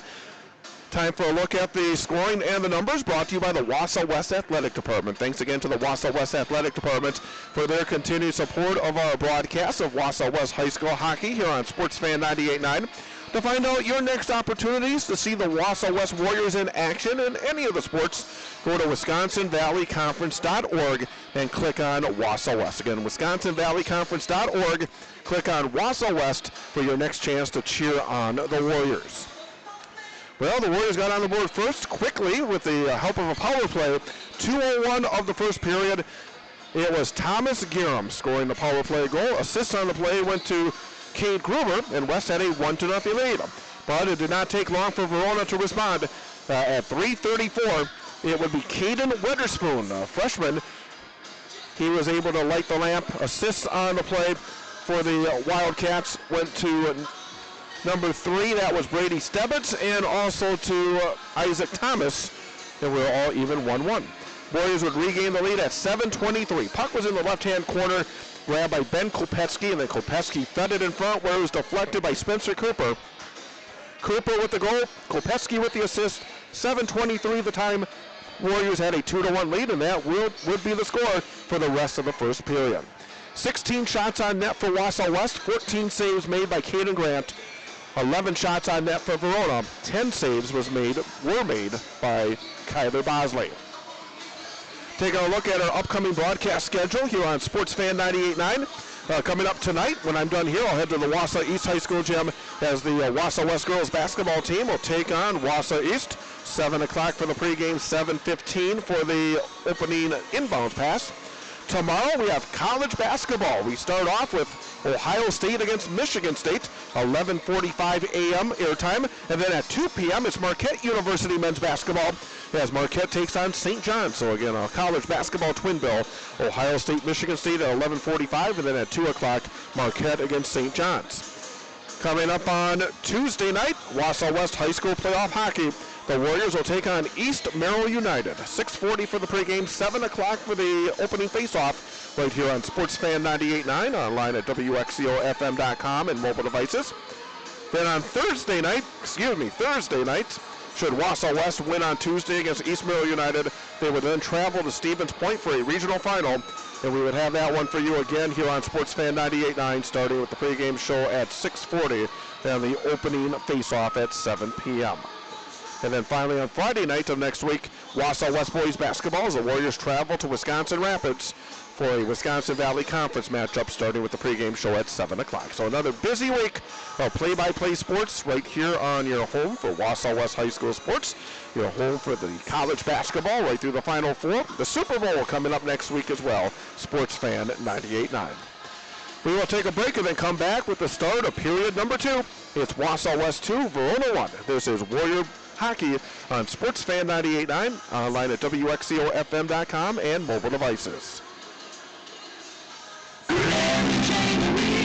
best boats in the business, the best selection, the best people. For 100 years, M&J Marine has set the standard for sales and service, and let them prove it with a new Lund boat powered by the quality and performance of a Mercury outboard. Take a trip through their massive showroom where there's a boat show every day. The best brands and Mercury go boldly only at M&J Marine, I-39 to exit 181, Mosinee. You'll notice the difference. M&J Marine. The Wausau West Hockey Booster Club is a proud supporter of our broadcast of Warrior Hockey on Sports Fan 98.9. The Wausau West Hockey Booster Club would also like to thank the following sponsors of the Wausau West Hockey program: Orthopedic Associates of Wausau, Wausau Mine Company, Goal Line Golf and Hockey, and A-Right Construction. Thanks again to the Wausau West Hockey Booster Club for their support of Warrior Hockey broadcast on Sports Fan 98.9. With the postseason just around the corner, I'll look at some of the top early week hoops games. I'm Travis Wilson, and this is a WisSports.net Minute brought to you by VNNSports.net. More high school sports news after this. As the official software provider for nearly 3,000 high schools across the country, VNN knows it's been a different kind of year. And while the game hasn't changed, your school's needs have. If you're an athletics administrator, it's more important now than ever to go digital and make sure parents, athletes, and fans have all the information they need to feel safe, up-to-date, and connected to your high school sports programs. A website, digital ticketing, fundraising, live streaming, social media sync, VNN does it all to make your life easier. Check out the new necessities for the new normal at VNNSports.net. After fits and starts, changes to the calendar, and some teams still not playing, we're finally approaching the finish line of the winter high school sports season. The first tournament series get underway later this week, with boys swimming and diving sectionals taking place Friday and Saturday, while wrestling regionals are slated for Saturday. Hockey teams will begin their postseason runs next week. There are still a few weeks remaining in the boys and girls basketball seasons, and while the weather wiped out a fair share of games earlier this week, there were still some noteworthy performances on the hardwood. In girls basketball, Peshtigo has already had an exciting and exhausting week. Monday, the Bulldogs went to 3 overtimes to defeat Sevastopol 48-45. Just a day later, they moved 3 overtimes again, beating Southern Doors 76-74. Not only that, but it capped a run of 4 games in 5 days dating back to last week, all victories. We've talked a lot about the Greater Metro Conference in boys hoops, and with good reason. The league continues to be highly competitive and arguably the best in the state. Tuesday night, Wauwatosa East took a 2-game lead atop the league standings with a 66-61 win over Brookfield East, who had won 11 straight games overall coming into the evening. This has been a WisSports.net Minute. Check us out online at WisSports.net and search iTunes for the WSN podcast. Best of luck to our local high school athletes, and good luck in your quest for a successful season. Your efforts and sportsmanship on and off the ice make us proud. This meeting is brought to you by REI Engineering. REI has been exceeding clients' expectations in civil engineering, land surveying, and environmental safety consulting for 30 years. They're responsive, efficient, and innovative. Visit REI online at reiengineering.com. Sports Fan 98.9 is W255DN and WXCO, Wausau.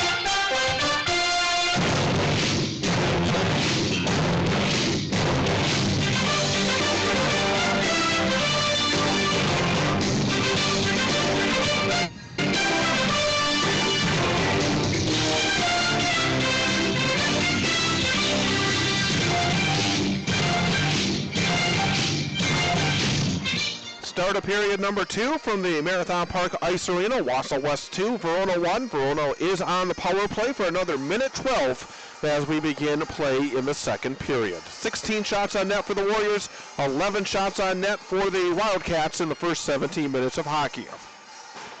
Wausau West will go from left to right in front of my broadcast position here in period number 2. Thomas Guerin will take the draw, going up against Anthony Heinrichs for Verona. Have to do it again. Heinrichs will get tossed from the circle. Stepping in now for the Wildcats is Leo Renlund. There's the faceoff, controlled by Wausau West. With it is Brady Cleveland. Cleveland will find an opening and clear it all the way down ice. Slowing it down will be Caden Grant for the Wildcats. 1 minute even to go on the power play. Pass on the right-hand side. Jurns up the right-hand side through the center ice. Now into the offensive zone. Jurns into the right corner. Drops it down behind the cage to the left corner. Picked up by Tyler Cleveland. Cleveland will clear it all the way down ice. At the left point, Joshua Osteen tried to slow it down but could not stop it. It goes all the way back to Grant. Osteen pass to center ice. Renlund. Leo Renlund, left-hand side. Reese Cadre. Cadre into the left corner. Cadre behind the cage. Cadre now to the right-hand side. Cadre to the face-off circle. Back to the point. With it is Osteen. Osteen at the blue line. Osteen fires a shot. It gets, I think, deflected in front as Leo Renlund went down. Puck ended up into the netting above the glass behind the Wausau West cage. See who deflected it and whether or not it'll stay in the zone. Apparently it did get through and went off the goaltender, Kyler Bosley, so the face-off will be to his left. Here's the draw, one cleanly by the Wildcats. Osteen at the right point, moves it along the boards to Cadre. Cadre, left-hand side. There's a shot right into the equipment, fired by Nathan Jurns. Jurns near the top of the left face-off circle. Nobody in front of Kyler Bosley, so the Wausau West senior was able to see it all the way and then gobble it up. Face-off will be to the right of Kyler Bosley. There's the draw, won by Wausau West. Brady Cleveland behind his own cage. Cleveland will find an opening, clear it all the way down ice. Caden Grant will play the puck behind his own net. 5 seconds on the power play. The Warriors are going to get a kill. Up to center ice, right-hand side, into the zone, Reese Cadre. Cadre, right face-off circle. Cadre front, Cadre shot, trying to go stick side, just wide. At the left point, Osteen. Osteen rolls it in deep. Redland will chop it in behind the cage. Brady Cleveland trying to grab control of it and fight for it in the right corner. Also there now for Wausau West, trying to dig it out is Reineck. Back to the point, kept in. There's a shot by Jurns. Jurns fires it wide of the net. Puck is now rolled in behind the cage. There's a snaring pass. Good play by the goaltender. Deflected between the circles. Jurns' shot is blocked in front. Kept in deep again by Verona. Whipped along the boards behind the cage. Now to the right-hand side. Reineck will play the puck up to center. Connor Wendell over the red line. Now into the offensive zone, but a whistle and an offside called on Wausau West. So some early pressure by Verona. In fact, the pressure came mainly after the expiration of the power play. But it remains 2-1 Wausau West, 15:07 to go in period number 2. Face off at neutral ice just outside the blue line of the Verona end. Wildcats will win the draw. Puck is up to center. With it is Easton Simpson. Simpson dumps it in deep. Puck in behind the Wausau West cage. Over skating it was Jack Marski. The Warriors get it back, and then a penalty coming up. A tripping call coming up.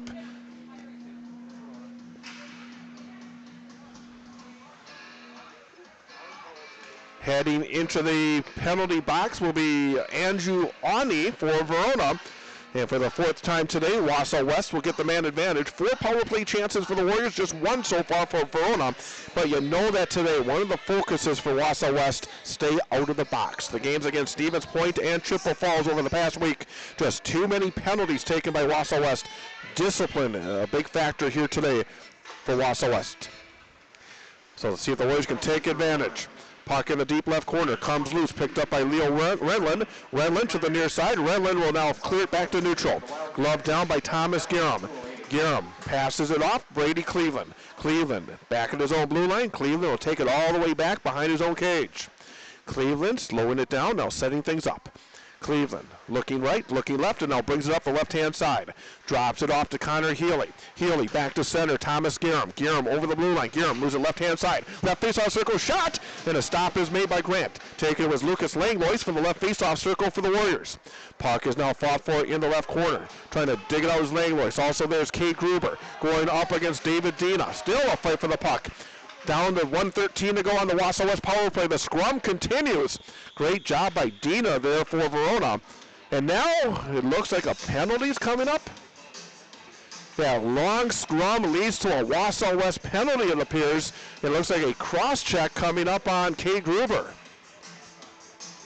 Have to give a lot of credit at that time to David Dina for Verona. He just kept fighting against Langlois and Gruber, and then ultimately Gruber takes the penalty. So we will have a minute 10 of 4-on-4 hockey, and then a 50-second power play for Verona.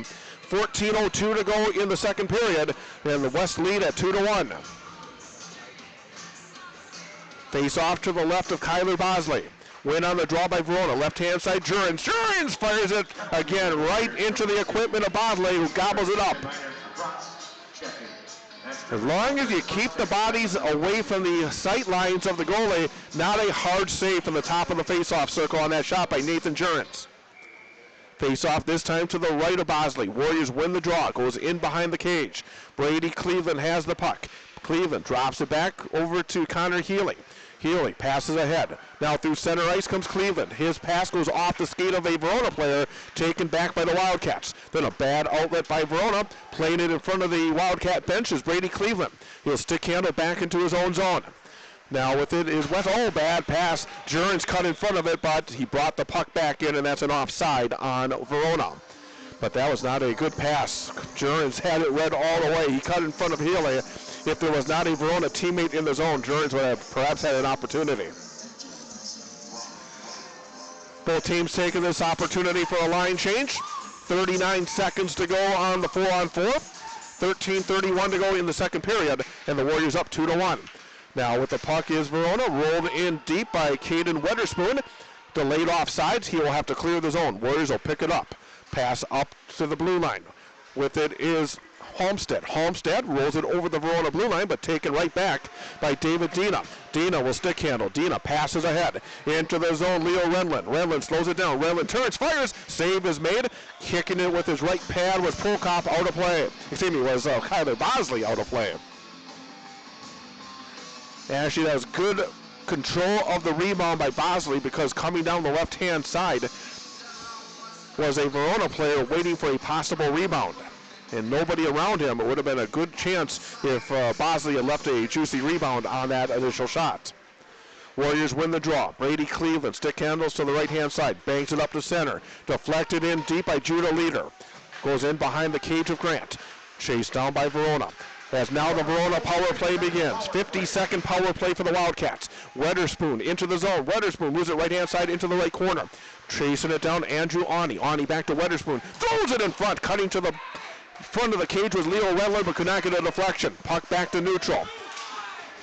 Bringing it back now is Verona. Chipped in by Redland. Redland trying to chase it down. Connor Healy there for the Warriors. Healy, a nice job to deflect it to the near side corner. Picked up by Thomas Garham. Garham pass ahead. On the stick of Judah Leader. Could not control it, but does get it into the Verona zone. Down to 14 seconds on the Verona power play. Warriors have the puck. With it is Garham at neutral. Garham will just flip it softly into the Verona zone. 5 seconds on the power play. The Warriors will get another kill. Now the Wildcats will look to break it up ice. At neutral, Easton Simpson. Simpson over the blue line. Simpson rolls it into the right corner. Getting there first for the Warriors behind the net is Brady Cleveland. Cleveland moves it left-hand side to Reineck. Now with this Thomas Giram. Giram gets it to center, and it'll be deflected into the Verona zone by Connor Healy. Grant back to the point, kept in by Reineck at the blue line. Reineck near the left faceoff circle. Drops it off to Connor Wendell, dumps it in behind the net. Back to 5-on-5 hockey. Jurens gets it ahead now to Reese Cadre. Cadre into the zone, left-hand side. Cadre into the deep left corner. Cadre back to Jurens, upper slot, fires a shot, save made, centering pass, off the goaltender, and the net comes off its Moraines. Cadre fed it to the upper slot, and Nathan Jurens, who fired a high shot, good save by Kyler Bosley, and then the net came off its moorings. Jurens has been active here for Verona this afternoon. Face-off is fought for near the right face-off circle, now in behind the cage. Prohaska moves it near side corner to Ryan Ellis. Ellis has it knocked away, fighting for the puck along the boards. Still fought for. Now back behind the net with his Prohaska. Prohaska gets it to Lucas Langlois, left-hand side. Now Reineck into the zone. Reineck is knocked down. Warriors looking for a penalty. They're going to get it. Delayed penalty on Verona. As Reineck got taken down as he rushed it up the left-hand side in front of the Wausau West bench. Happened right in front of the West bench, and everybody jumped up immediately looking for that penalty, and it was called. 11:02 to go in the second period. Another power play chance for West. Fifth power play opportunity of the game for the Warriors, who are looking to extend a 2-1 lead. Now the Warriors win the draw. At the point, Brady Cleveland. Cleveland moves it left face-off circle. Connor Healy back. Cleveland, but he fumbles the puck back to neutral. Cleveland at neutral ice. Back into the zone. Now with it is left-hand side is Brady Cleveland. Rolls it in behind the cage. Grabbing it deep is David Dina for the Wildcats. He'll clear it all the way down ice. Playing the puck will be the goaltender, Kyler Bosley. Leaves it for Brady Cleveland. Behind the net, Connor Healy. Healy stick handles, moves it right-hand side. Thomas Giram over the red line, now over the blue line. Giram into the right corner. Giram behind the cage. Giram to the left-hand side. Giram whiffs on the pass, but back to the point, Brady Cleveland, and then Cleveland's pass goes to neutral. Connor Healy resets it, then the pass gets away, and it'll be cleared all the way down ice by Verona. 1:10 to go on the Wausau West power play. 10-10 to go in the second period. 2-1 Warriors. Turnover. Left faceoff circle. Thrown in front. Attempted pass by Easton Simpson. Got deflected away. Taken away. A shorthanded opportunity for the Wildcats. Puck into the left corner. Getting there first will be Calvin Moyofer. Moves it along the boards. Grabbing it and clearing it will be Easton Simpson for Verona. Kyler Bosley will play it left of his goal. Leaves it on the near side to Connor Healy. Warriors a little bit choppy on this power play opportunity. Puck in behind the net. Chasing it down is Healy. Still deep in the Wausau West end of the rink. Moves it on the left-hand side to Wendell. Wendell now has it. Up the left-hand side. Connor Wendell into the offensive zone. Wendell fires a shot, sticked aside easily by Grant. Puck into the right corner, chipped in behind the net. Puck is battled for. Now deflects into the right wing corner. 17 seconds on the power play. Shot attempt from the right point by Connor Healy. Goes off the shin pad of a Verona player and deflects back to the Wausau West zone.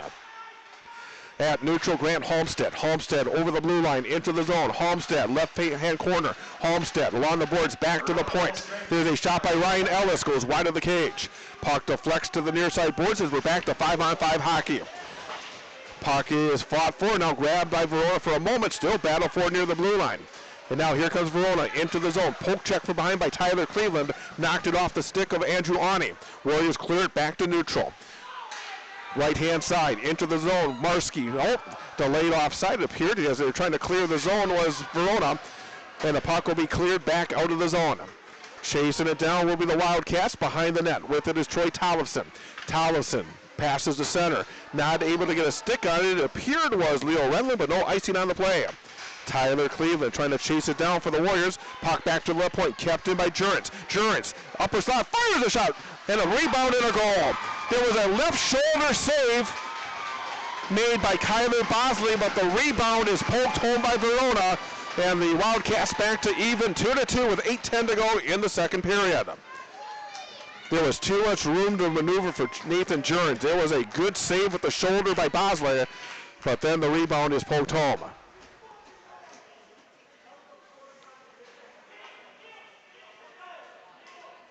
It looks like a penalty after the play. There was some pushing and shoving after the play. It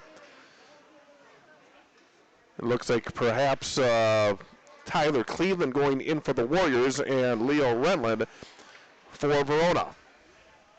But the bottom line is the goal will count at 8 minutes and 50 seconds of the period, and we're back to even at 2-2.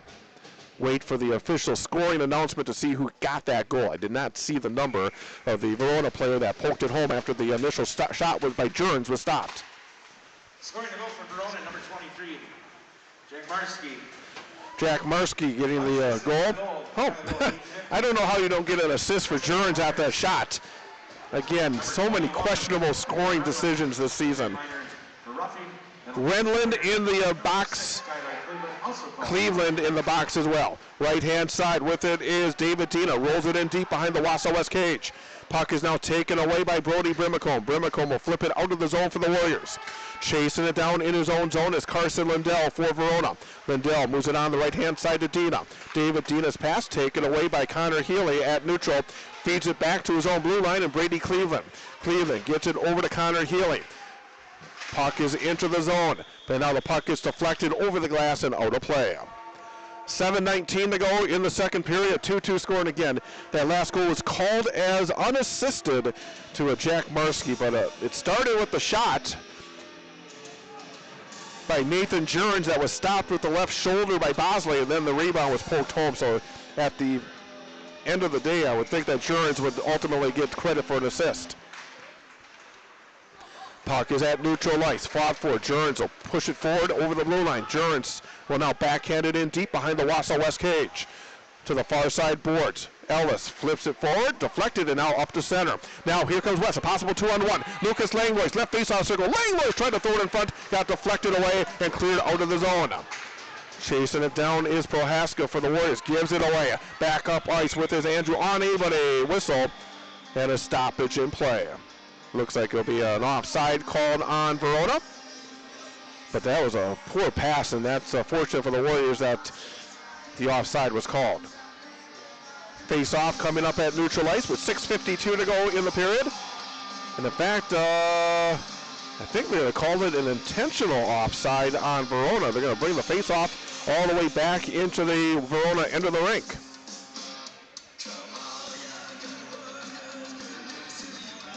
Word with the Verona coach, Joel Marshall, by one of the referees. Face-off will be to the right of Caden Grant. 2-2 score. 6:52 to go in the second period. Lucas Langlois will take the draw for the Warriors. Drawn in behind the goal line, chopping at his Connor Lindell, but picked up by Verona. Now into the Wildcats off the center ice. And pull check away is trying to work his way out with Weatherspoon, but then picked up behind and moving it in with Anthony Heinrichs. Rolling it in. Heinrichs leaves it in the left corner. Now the Warriors take it back. Pass from Connor Lindell, knocked down, taken by Weatherspoon. Weatherspoon pass. Taken back by the Warriors, and now behind the keys, Brady Cleveland. Left-hand side, Ray Ryan gives to Lucas Langlois. Langlois over the blue line. Langlois to the left corner, has it knocked away, stolen by David Dina.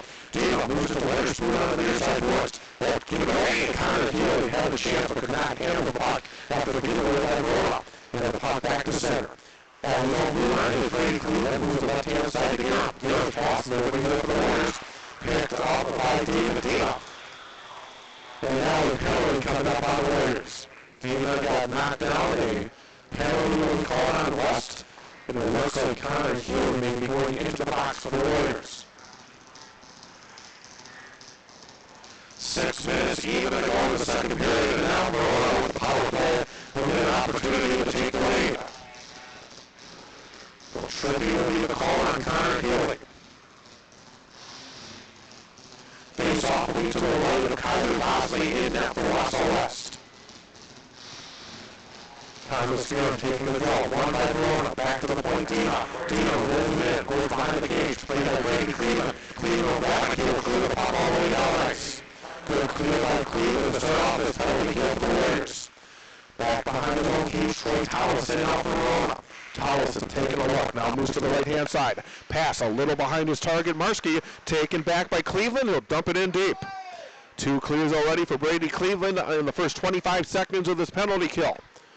Again, looking to break it up ice are the Wildcats. Up through center ice. With it is David Dina. Dina over the blue line. Has it taken away by Tyler Cleveland, and he'll clear it all the way down ice.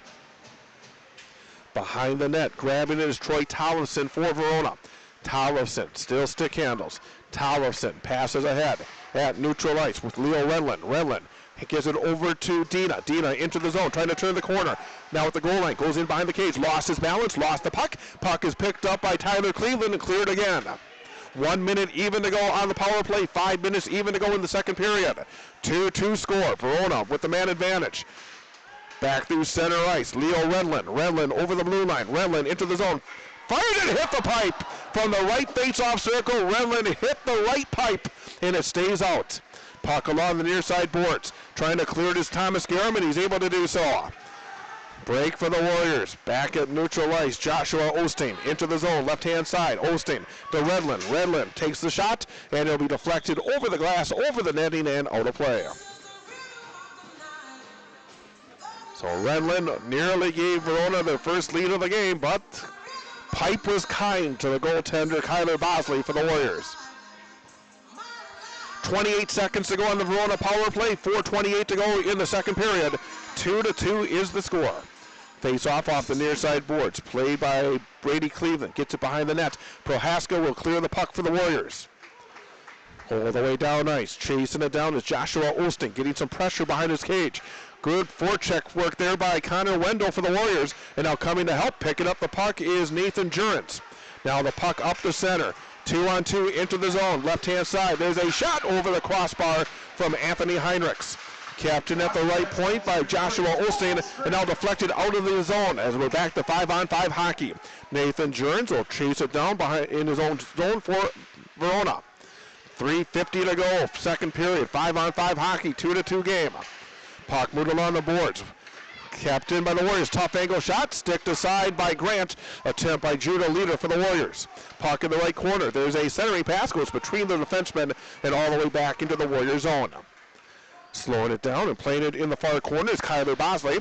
Moved along the boards. Kopetsky now with it for the Warriors. Leaves it off for Tyler Cleveland. Now up to center ice. Judah Leader could not gain control of it. Taken back by Verona. Puck knocked away. Trying to move forward is Wausau West, but deflects back to the Warriors zone.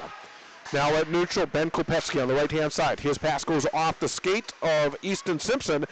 Gets it back for Verona. Now right-hand side, Jack Marski. Marski into the right corner. Marski behind the cage. Marski to the near side corner. Back to the left point, Troy Tollefson. Tollefson into the left corner. Now rolls in behind the cage. Centering pass. Nobody there, but chased down by Verona. Back to the point. Shot is blocked. Kopetsky got in front of that shot from Troy Tollefson. And now the Warriors get it back and cleared out of the zone, but it will be an icing on Wausau West.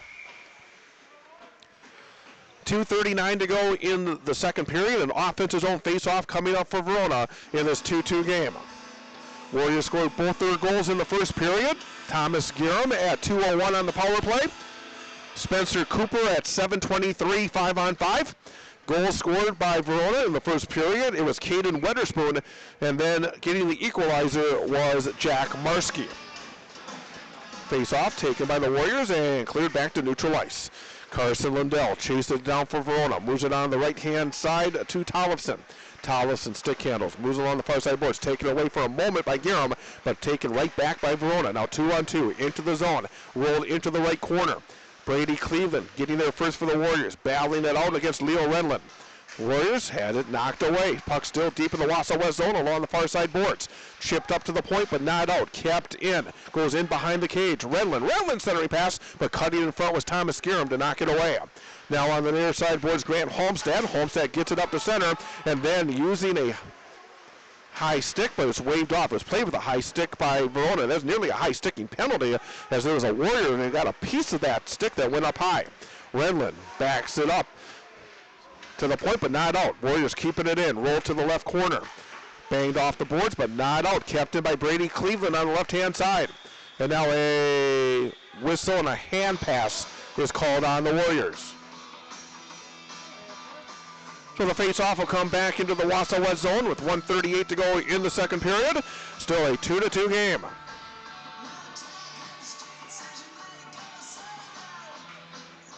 Face off will be to the left of Kyler Bosley. Warriors making a late line change, and coming out to take the face off is Lucas Langlois. Stepping into the circle for the Verona Wildcats is Brady Stebbins. But now getting tossed is Langlois, and Connor Wendell will step in. Face off is into the right wing corner, bang to the near side corner. Playing the puck will be Wausau West, up to center. Glove down, and chopping at it is David Dina back into the zone.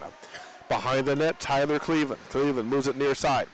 Puck is up to center. With it is Lucas Langlois. Langlois over the blue line, right-hand side. Langlois into the right corner. Langlois behind the cage. Langlois now to the near far side corner. Back to the point. Now right face-off circle. Fired! Shot! Ellis! Save is made and cleared out of trouble by Verona. Ryan Ellis from the right-hand side. Stop was made by Caden Grant. Fight for the puck along the near side boards and back to center ice. 1 minute to go in the period. Big collision right below me between Brady Stebbins and Tyler Cleveland. Puck is still fought for at neutral. Still battle for at the red line. Caught up in the skates there of Connor Wendell for a moment. Now banged off the near side boards by Lucas Langlois. Now with his Wendell. Wendell into the zone. Right face-off circle. Wendell fires a shot right into the equipment of Caden Grant, who will smother it. Hold on. Get the stoppage with 35.4 seconds in the period. When I'm done here, I'll be heading to the Wausau East High School gym for high school girls basketball tonight on Sports Fan 98.9. We'll have the Wausau West Warriors against Wausau East. 7 o'clock for the pregame and 7:15 for the start of the game here on Sports Fan 98.9, online at WXCOFM.com and mobile devices. Puck is played back to center ice now by Verona. Through center, over the blue line is Renlund. Renlund fires a shot. Getting his goalie stick on it was Kyler Bosley. Puck is now moved to the far side boards. Cade Gruber trying to gain control of it. Could not do so. Renlund in the right corner. Renlund fires it on net, and it's sticked aside again by Bosley. Now turned over by the Wildcats with 9 seconds in the period. Up ice with it is Brady Cleveland. Cleveland drops it off. Gruber front shot, and a save is made. 1.9 seconds in the period. A late rush for the Warriors. Gruber and Brady Cleveland leading the way for West. And a good stop was made by Caden Grant for Verona. Face off to the right of Grant. Cade Gruber will take the face off for West against Reese Cadre for Verona.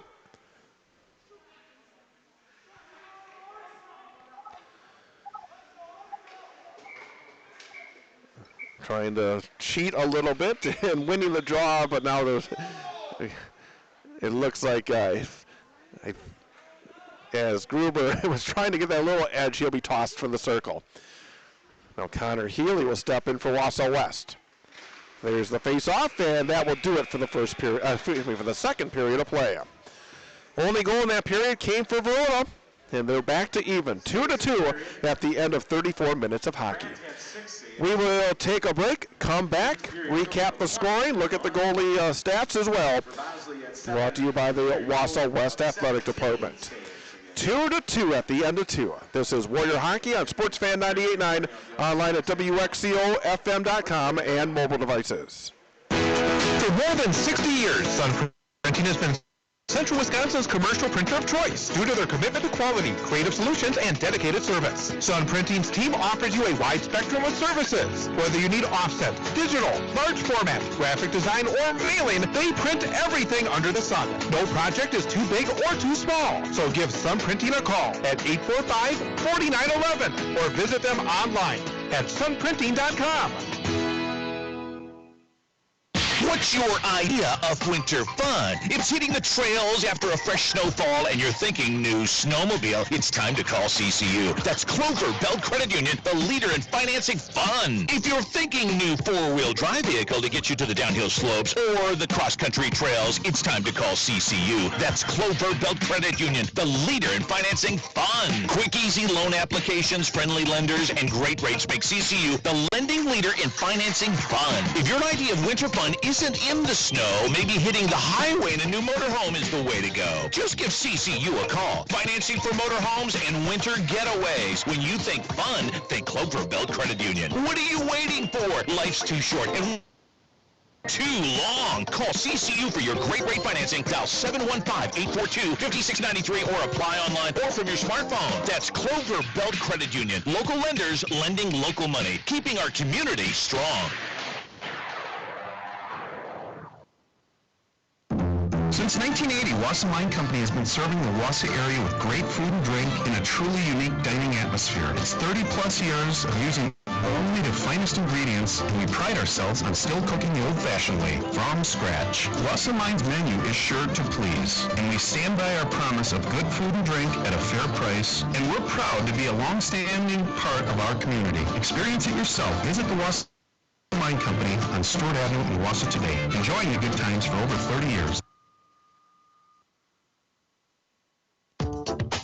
Can you help turn a child's life around? Families in our community are needed to open their homes and hearts to foster children and provide them with love and stability until they can return home with their families. Whether you can open your home to one child or to a few brothers and sisters, your community needs you. Training and support is provided, and you'll make a difference. For more information, please contact Sarah Klebenow at Marathon County Department of Social Services at 715-261-7553.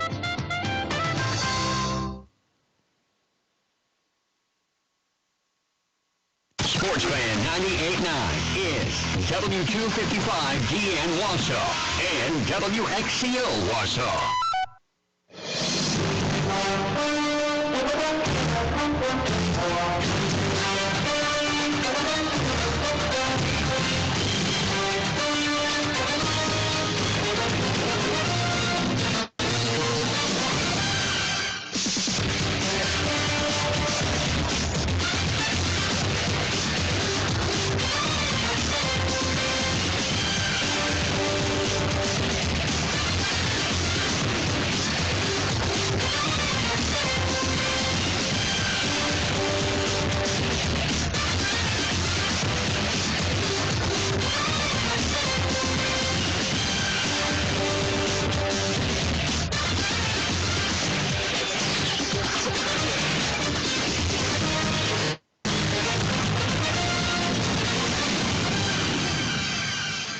End of two periods here from the Marathon Park Ice Arena, where the Wausau West Warriors and the Verona Wildcats are tied up at 2 apiece.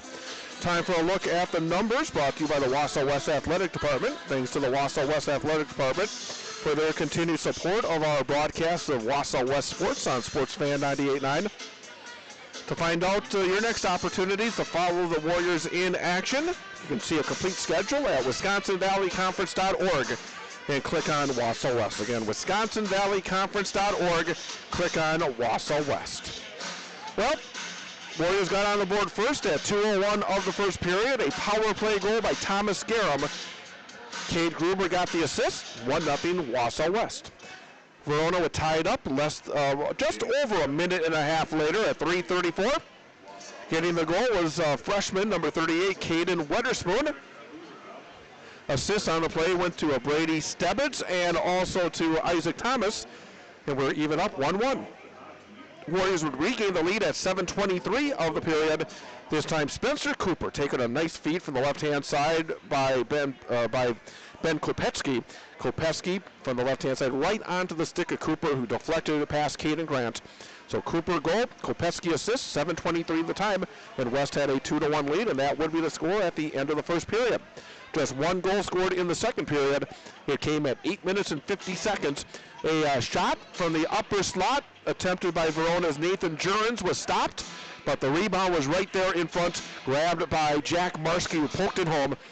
It was announced as an unassisted goal for Marski, but again, I would think after all is said and done, when the people involved who make those decisions take a look at the video, it should be an assist added to Nathan Jurens as well.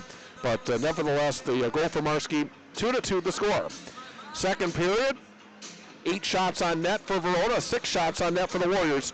Through 2 periods of play, 22 shots for Wausau West, 20 saves for Caden Grant, 19 shots on net for Verona, and 17 saves for Kyler Bosley. 2-2 is the score.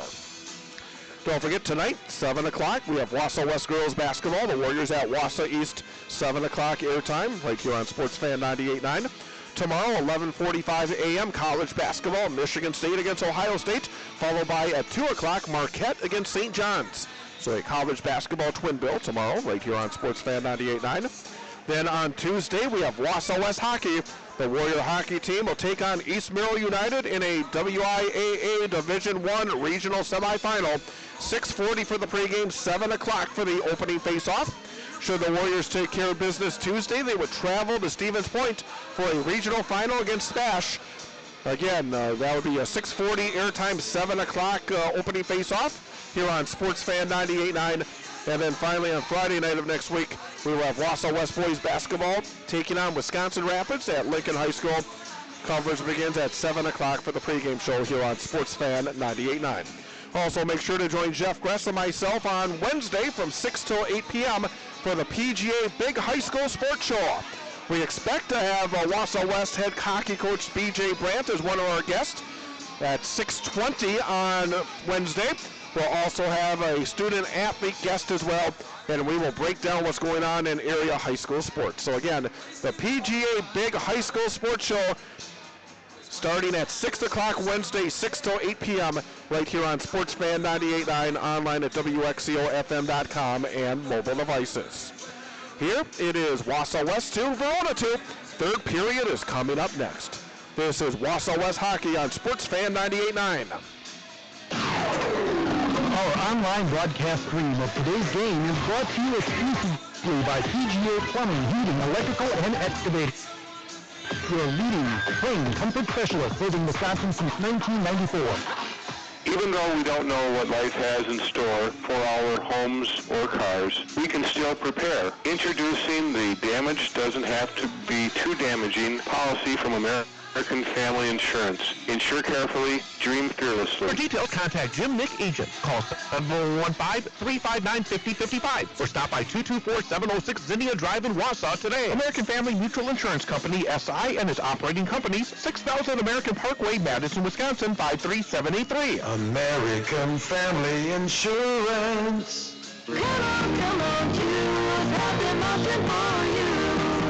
I'm Dr. Cassie Maltner, Doctor of Physical Therapy at Health and Motion Wausau. Do you want to take your pain and make it a thing of the past? You can. We now offer new technology called the Newbie. This technology can decrease pain, improve strength, and recharge your system. The Newbie was once only used for professional athletes, but is now available for you at 3 of our Health and Motion locations, with one right here in Wausau. Book your 15-minute complimentary consultation today by visiting HIMWI.com. So come on, choose Health and Motion for you. I'm Steve Weisman with NFL Network Now on the Westwood One Radio Network. It could be hello and goodbye in Houston. The Texans welcomed new head coach David Culley on Friday, but will they be saying farewell to quarterback Deshaun Watson? Deshaun Watson is a Houston Texan. He's a quarterback of the Houston Texans. And that's all that I was concerned about. And that's all I knew, and whatever was been said about what he wanted to do or he didn't want to do, all I know is this. Having been in this business this long, he is a Houston Texan, and I want him to be a Houston Texan. And the reason I'm in this position today is because I knew he's going to be a Houston Texan. Speaking of the Texans, Lovie Smith has agreed to terms to become their new defensive coordinator, and the Packers will be looking for a new defensive coordinator. The contract of Mike Pettin is expiring. He will not return in 2021. This has been NFL Network Now on the Westwood One Radio Network. Time is running out to enter the Rocket Mortgage Super Bowl Squares sweepstakes. Someone wins $50,000 every score change during Super Bowl 55. Touchdowns, field goals, extra points, $50,000. Plus, 2 grand prize winners will win $500,000 they could use toward their dream home. Hurry up and enter for free at RocketMortgageSquares.com. No purchase necessary. Legal residency of 50 U.S. and D.C. of age majority. Ends February 4th. Licensed in all 50 states and MLS number 3030. The NFL is not sponsored promotion in any way. Hindsight is 2020. 2020 was a brutal year with a lot we couldn't control. Pandemic, economy, unemployment. What can we control? Our job, our career. Don't look back with 2020 hindsight next year and see yourself in that 2020 job. Go to mycomputercareer.edu and take the free career evaluation. You could start your new life as an IT pro in as little as 4 months. Live online classes meet just twice a week. It's not rocket science. It's mycomputercareer.edu.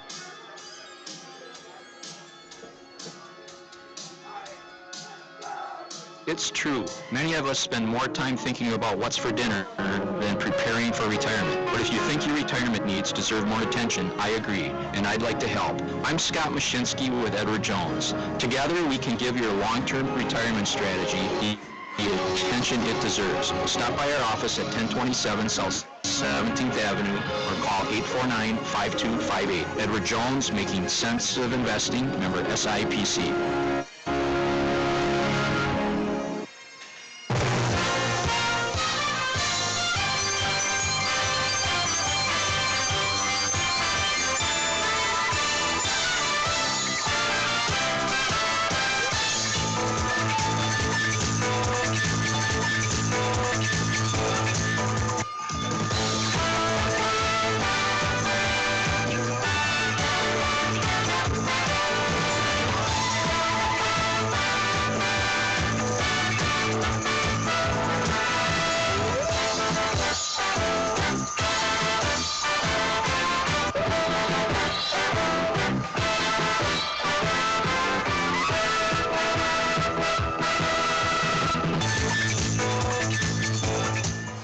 Start of period number 3, 2-2. Wausau West against Verona, regular season finale in high school hockey. Nathan Jerns will dump in the puck to start off the third period into the Warrior zone. Fight for the puck along the far side boards. Trying to get it up to center is Thomas Garham, unable to do so. Soft shot from the point is in on net, covered up by Kyler Bosley. He'll take the whistle and the stoppage in play. 14 seconds into the third period. 2-2. Again, 22 shots on net for Wausau West, 19th for Verona after 2 periods of hockey. Face off to the right of Kyler Bosley. Again, we've had a lot of battles here on these face-offs. Both sides trying to get that little bit of an edge. And now Thomas Garham will get tossed from the circle, replaced by Kate Gruber.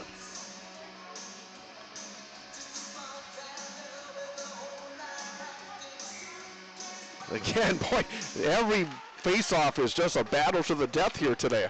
Puck in behind the cage, move to the near side corner. Thomas Garham will chop at it, gets it towards Brady Cleveland. Cleveland using his body effectively to get the puck to the near side boards, and Garham. Another scrum for the puck. Garham against Reese Cadre. Chopping at it, now back to the point. Nathan Jerns. Jerns deflected in front. Jerns with the shot deflected by Anthony Heinrichs, but the stop was made by Kyler Bosley. Warriors will clear it up to center. Not able to get a stick on it was Garham. Goes all the way down ice, so an icing on Wausau West. So a good stop by Kyler Bosley early in this period to keep it a 2-2 game. Warriors 10-7 on the season. Again, they've won 5 of their last 6. If you go back to the first meeting between these two teams, 5 of the last 7, because Verona beat the Warriors 7 games ago by a score of 8-4. Puck in behind the cage. Chasing it down will be Ryan Ellis. Warriors trying to break it out of their own zone. Up the left-hand side into the zone. Ray Reinick. Reinick throws it on net. Glove down easily by Caden Grant. Grant will squeeze, hold on, get the whistle. And this time the Warriors will get the offensive zone face-off. So the face-off will be to my left as I look at the game from center ice. Stepping in to take the draws, Lucas Langway. Behind the cage, Connor Wendell. Wendell centering pass, but knocking it down was Grant, and then he'll cover it up for the Wildcats. Nice idea by the Warriors, but good anticipation by Caden Grant, who was between the pipes to win the state championship a year ago for Verona. Puck drawn into the near corner, whipped along the boards to the far side. At the blue line, Tyler Cleveland kept it in for a moment for West, but now chopped up the center by the Wildcats. Puck is picked up by Connor Wendell. Wendell back into the zone. Wendell throws it in front. There's a shot by Langlois, goes wide, looking stick hand side. Thrown in front, deflected. Langlois got a stick on it, but getting his left pad out there to make the stop was Caden Grant. Now back up ice comes Verona. It into the right corner. With it is Weatherspoon. Weatherspoon, who scored the first goal for the Wildcats, lost the puck. Picked up by Wausau West. Ray Reinick. Reinick had it knocked away, but there to grab was Ellis. And now it will be feathered up to center by the Warriors. Picked up there by David Dina. Dina into the zone. Dina, right face-off circle. Dina in front. Poke checked away. And then over skating it was Thomason, who had an opportunity. Pass ahead. Into the zone. Judah Leader. Great move. Leader. Leader in front. Hit from behind, and a penalty coming up on Verona. Terrific transition by the Warriors, getting it to Judah Leader. He was taken down from behind, and the Warriors will head to their 6th power play of the game. 15:06 to go in the third period. 2-2 is the score. Face-off will be to the right of Caden Grant. Cade Gruber will take the face-off here for Wausau West. Grant having the net put back on its mooring securely before the start of this power play. Now we're ready for the face-off. Face-off is still near the dot, still fought for, still battled for. Finally grabbed by Verona, and the puck will be cleared up to center ice. Now 2-on-2 into the offensive zone. Verona shorthanded, thrown in front, deflected by a Warrior in front. Connor Healy went over the crossbar behind the net. Now the Warriors will break it out of their own zone. Pass on the right-hand side into the zone. There's a shot and a stick save made by Grant. Is firing it from the right-hand side was Thomas Garham for the Warriors. Face-off will stay in the offensive zone for the Warriors with 1:37 to go on the man advantage.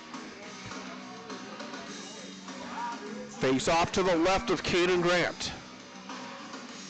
Face-off is won by Verona. Puck moved along the boards by Nathan Jurens. Now picked up and cleared out of the zone by Leo Renland. Right in on net, sticked aside by Kyler Bosley. Now the Warriors have to reset in their own zone. Up to center. With it is Cade Gruber. Good move by Gruber. Into the zone. Another good move by Gruber. Now moved into the left corner, and the puck will be deflected out of play.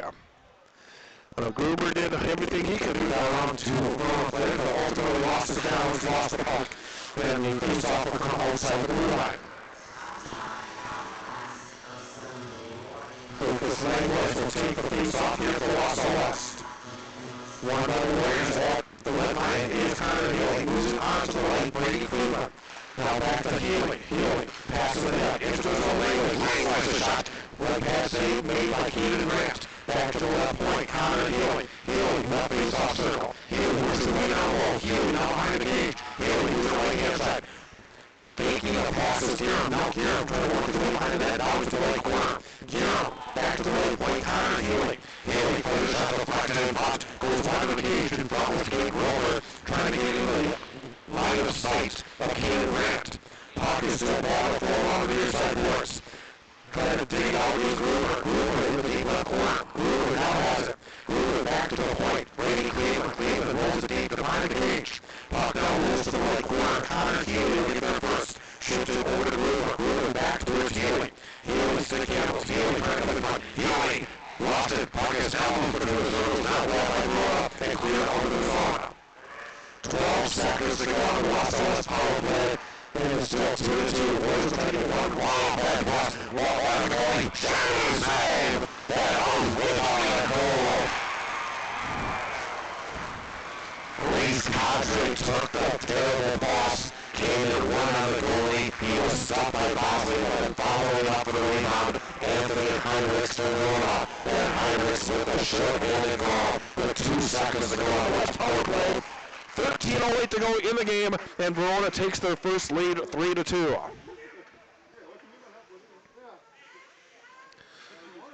The bad outlet pass by West. They wanted one more rush up ice, but gave it right away in front.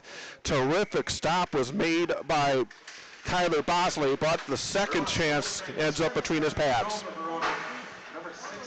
Now we're back to 5-on-5 hockey. Again, I don't know how you don't get an assist with basically, but nevertheless, 3-2 Verona. Puck on the far side boards, chipped up to center. Usually in hockey scoring, you get that first shot, you get an assist on the play, but nevertheless, for the first time today, the Warriors are going to have to come from behind. 12:45 to go. 3-2, Verona with the edge. Face off to the right of Kyler Bosley. Face off in behind the net. Puck is moved to the near corner. Now bang back to center, rolls into the Verona zone. Chasing it down will be Troy Tollefson for the Wildcats. Tollefson behind the cage. Tollefson moves it on the right-hand side. Puck rolls to center, chipped back in by Ryan Ellis. Going back behind the net to grab it is Troy Tollefson, moves it along the near side boards. Picking up is Isaac Thomas. Thomas gives it to Nathan Jurens. Jurens has it bounced right off of the Warriors. Connor Wendell. Wendell will dump it in deep. Puck in the right corner. Brimacombe trying to dig it out for West.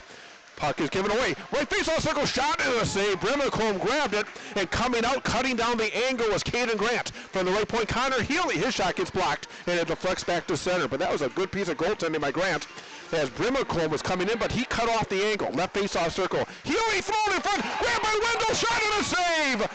Now with it is Lucas Langlois on the right-hand side. Back to the point. Brady Cleveland throws on net. Right pad stop again by Grant. But a huge stop a moment ago by Caden Grant. Puck will be moved along the near side boards, dug out by Ray Reinick. Reinick trying to gain control of it for the Warriors. Reinick still fighting for it now. 2 black jerseys, 2 gold jerseys, battling it out in the deep left corner. Still a scrum for the puck in the corner. Now it comes loose. Left face-off circle, Lucas Langlois. Langlois had the puck get away and goes back into the Verona zone. Actually, Verona grabbed it and iced it. Taken away from Reinick, and an icing on the Wildcats. Stops the clock with 11:15 to go in the third period, and a 3-2 Verona lead.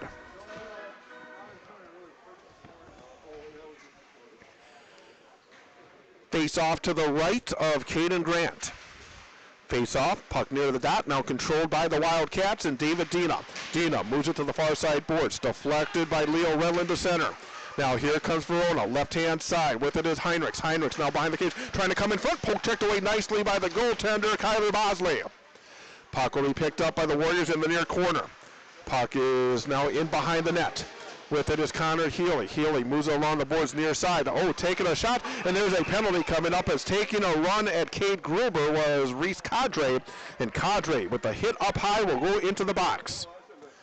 That was a rather unnecessary play made by Cadre, but with 10:48 to go, the Warriors will head back to the man advantage, trying to get back even.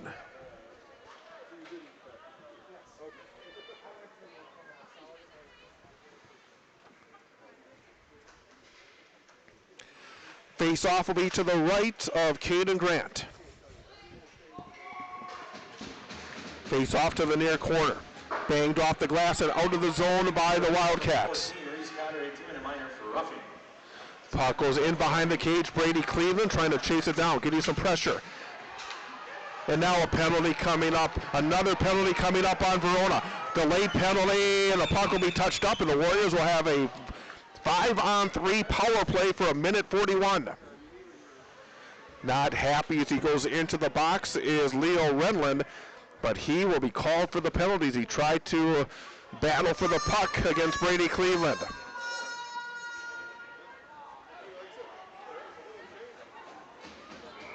So now the Warriors a golden opportunity here to get back to even. Cade Gruber will step in and take the face off, but it's won by the Wildcats, and they'll immediately clear it. Puck back to center ice, played by Brady Cleveland. Cleveland moves it left-hand side. Connor Healy. Healy, left face-off circle. Healy back to the point. Brady Cleveland. Right-hand side, Garham. Garham's shot gets deflected behind the cage. Puck is fought for. Gruber gets knocked down. Puck to the far side boards, and Garham.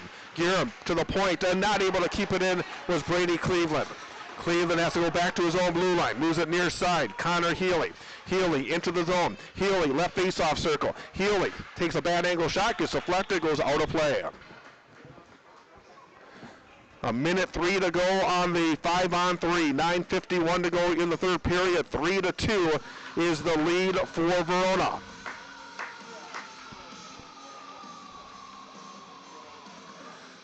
Cade Gruber will take the face-off for the Warriors. But now it looks like B.J. Brandt wants to talk things over. Yep, timeout will be called by Wausau West. with 9:51 to go in the third period. Still 5-on-3 for a minute 3. And Wausau West looking to tie it up, trailing 3-2. Again, don't forget, once we are done here, I'll be heading to Wausau East High School as the Wausau West girls basketball team will take on Wausau East in a Wisconsin Valley Conference matchup. Warriors defeated Stevens Point last night 57-54 to stay half a game ahead of Rapids and stay undefeated in the conference standings. 7 o'clock pregame, 7:15 for the opening face-off, for the opening inbounds pass, I should say. You know, got hockey on the mind, but Warrior girls against Wausau East tonight, 7 o'clock here on SportsFan 98.9, online at WXCOFM.com and mobile devices. And don't forget, Tuesday night we will have the Wausau West hockey team in action against East Merrill United in a WIAA Division I regional semifinal right here again at the Marathon Park Ice Arena. Coverage begins with the pregame show at 6:40 and the opening face-off at 7 o'clock. And if the Warriors beat East Merrill United on Tuesday, they advance to take on third-seeded Stevens Point Thursday. And if that occurs, I'll be at the KB Willett Ice Arena on Thursday night, 6:40 for the pregame, 7 o'clock for the opening face-off here on SportsFan 98.9. So now Wausau West will get set to continue this 5-on-3 power play. Face-off to the right of Caden Grant. Face-off won by Verona, but not able to handle the puck near the goal line. The Warriors take it back. Left face-off circle. With it is Gruber. Back to the point. Brady Cleveland. Left-hand side, Connor Healy. Healy back to Cleveland on the right. Cleveland, stick handles. Cleveland moves it left. Connor Healy, left face-off circle. Throws it in front. Puck is loose. Trap here's Lane Royce, and it's clear to the near side boards. And the net gets knocked off its mooring. Warriors have the puck in the kitchen right in front of the goal. Move the puck nicely. You can see what the Warriors are trying to set up in that last timeout. Coach Marshall of Verona is screaming that the faceoff should come outside the zone, and now one of the referees is going to come over and talk things over with him. He is begging that this faceoff should come. That he says that the Warriors knocked the net off its moorings, but the referee disagrees. So the faceoff will remain in the offensive zone for West, right of Caden Grant. Warriors will win the draw. Back to the left point. Brady Cleveland. Cleveland holds it. Now moves it right face-off circle. Garham back to Cleveland. Cleveland stick handles. Moves it left-hand side. Connor Healy. Healy in the face-off circle. Throws in front. Knocked away. Coming over. Keeping it in is Brady Cleveland. Left corner. Taken there by Lucas Langlois. Back to Cleveland. Upper slot. Cleveland. Right face-off circle. Healy. Healy shot is blocked by his slider. And getting the block was Nathan Jurens for Verona. Puck will have to be cleared, brought it back in quickly by the Warriors, but down to 7 seconds on the 5-on-3. Through center ice, Connor Healy. Healy into the zone. Healy left corner. Healy takes a tough angle shot save.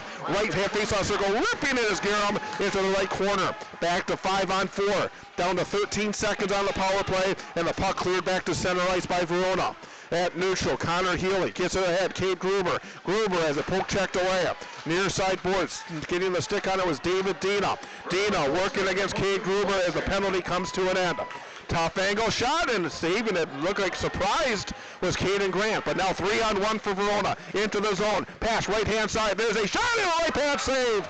Taking the shot was Reese Cadre for Verona. Getting the right pad out there was Kyler Bosley for the Warriors. Puck to center, and now a whistle and a stoppage in play. Past the midway point of period number 3, 8:07 to go in the third.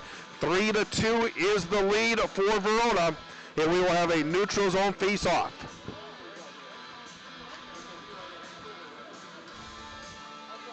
Conversation occurring. No, actually, they're going to move the face-off back into the Wausau West zone. Actually, no, they're going to move it just from inside the blue line of the Verona end now to the just outside the blue line of the Wausau West end. Cadre moves it left-hand side. Mayofer trumps it in deep. Over skating it was Ellis. Picked up now in the right corner by Verona. Has it knocked away. Picked up again by Ellis. He'll move it to the far side corner. Into the deep left corner. Now picked up. There's a centering pass deflected. Puck taken away by the Warriors between the circles. Up to center ice, Ben Kopetsky. Then dumped right back in by Verona. Bosley behind the cage. Left for Tyler Cleveland. Now Ryan Ellis passes to center. Judah Leader through center ice. Leader Could not connect on the pass, but is chipped in deep by Kopetsky as the Warriors will be in the midst of a line change. Pass up to center ice. David Dina could not connect. Taken by Reineck. Reineck drops it to Wendell. Right face-off circle. Shot is deflected to the near side boards. Grabbing it, back to center ice comes Weatherspoon. Weatherspoon's pass knocked away and stolen by Brady Cleveland. Cleveland through center ice. Nice move by Cleveland. Cleveland now to center. Over the red line. Passes right-hand side into the zone. Oh, the pass off the stick of Cleveland. Gets it back. Fires a shot over the crossbar as Cleveland will show some frustration as he had an opportunity from the top of the face-off circle. Missed the net and goes out of play. Puck was deflected by Verona, so the face-off will remain in the offensive zone for the Warriors. 7:03 to go in the third. 3-2 is the lead. Face-off to the right of Caden Grant. And now getting tossed from the circle is Lucas Langlois. Connor Wendell will step in. Face-off won by Verona. Puck is moved to the left-hand side, and Leo Renlund. Renlund will flip it to center. Grabbed by Reese Cadre. Now into the zone with it. Oh, a shot and a goal. Ripping it was Anthony Heinrichs. Not happy is Kyler Bosley. Quick release by Heinrichs. I'm not sure if the goalie was as ready as he needed to be, but that's a huge goal for Verona and takes it to a 4-2 lead.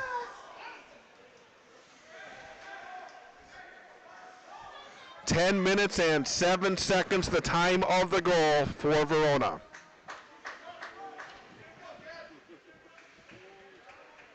Second goal of the period for Heinrichs.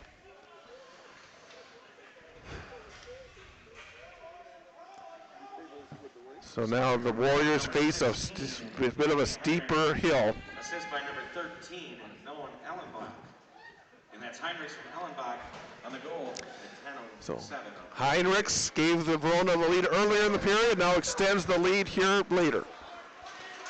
Puck is played in front of the Wausau West bench, taken by Tyler Cleveland. Cleveland rolls it over the blue line, deflected away. Still a fight for the puck, taken back by Verona. Now into the zone, Jack Marski. Marski, right face-off circle. His shot gets blocked. Nice job defensively there by the Warriors. Getting in front of that shot attempt was Prohaska. Now a shot for the near side boards is gloved down easily by Kyler Bosley. He'll hold on, take the whistle on the stoppage with 6:29 to go. 4-2. Wausau West trailing Verona. Face off to the left of Bosley.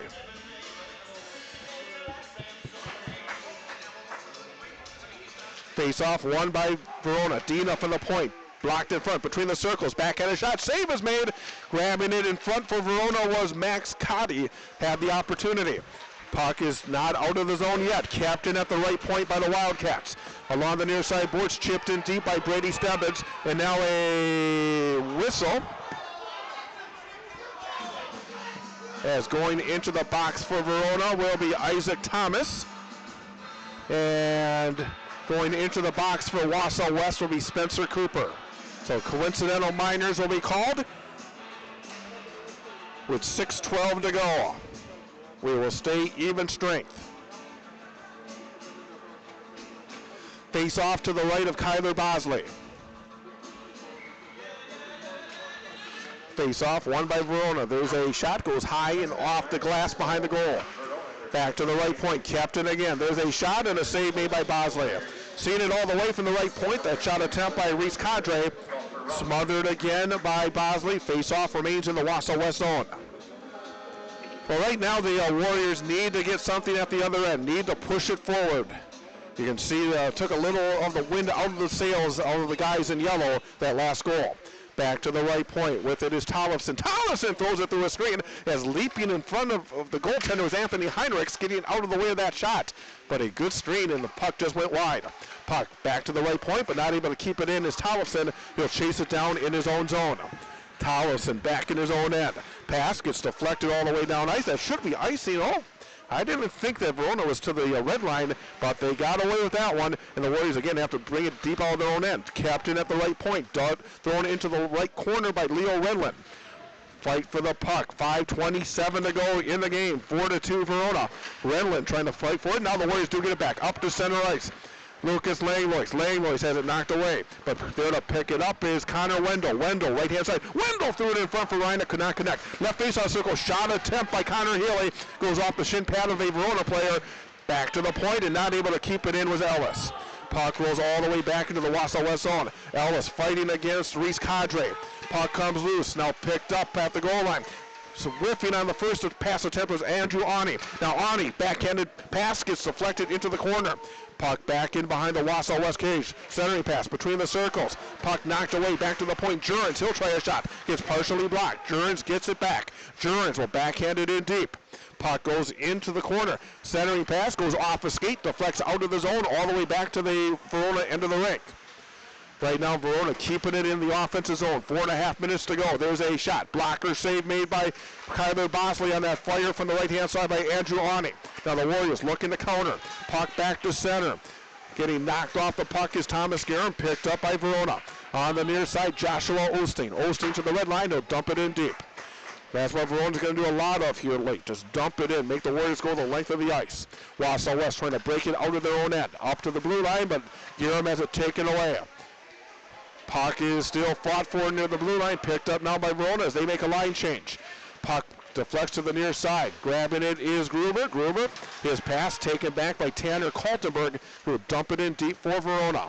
3:50 to go. Again, the Warriors not able to put the passes together right now. As playing the puck in his own blue line is Calvin Mayoffer.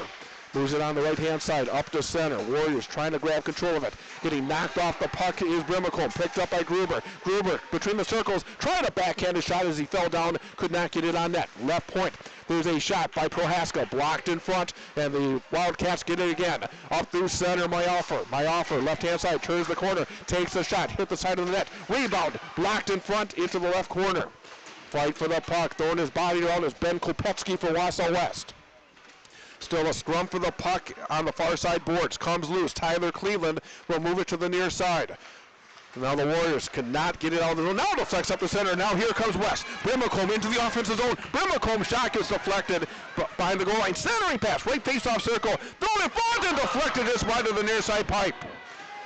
Verona will clear it back to center. Goes all the way down ice. Behind the net, Bosley will play it for Wausau West with 2:45 to go. Moves it left-hand side. Brady Cleveland knocking down Leo Redland. Still fighting for the puck. Comes loose. Grabbed by Connor Wendell. Wendell moves it off the near side boards to center. Picked up by West and Ray Reinick. Reinick into the zone. Reinick into the deep left corner. Goes in behind the cage. Connor Wendell will pick it up. Move it to the right corner. Back to the point. Brady Cleveland could not keep it in. Has to go back to center ice. Now left-hand side dumped in deep by Connor Healy. Puck in behind the cage. Played by the goaltender, Caden Grant. Banged off the boards to center. Picked up there by Reese Cadre. Cadre could not control it. Warriors trying to grab it, but now a whistle and an offside on Verona. 2:10 to go in the third period. The Warriors have used their timeout already, so if they want to get the goaltender out, they're going to have good communication. But you would expect that Kyler Bosley will be called to the bench fairly soon when Wausau West can gain control in the offensive zone, trailing by 4-2.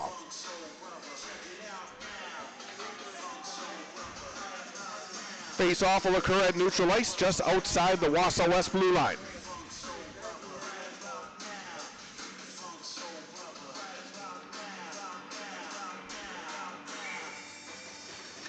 Face-off is won by Verona on the right-hand side.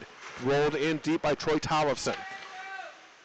Warriors gain control of the puck, but not able to, again, just bouncing off the stick. Not able to control it was Grant Homestead.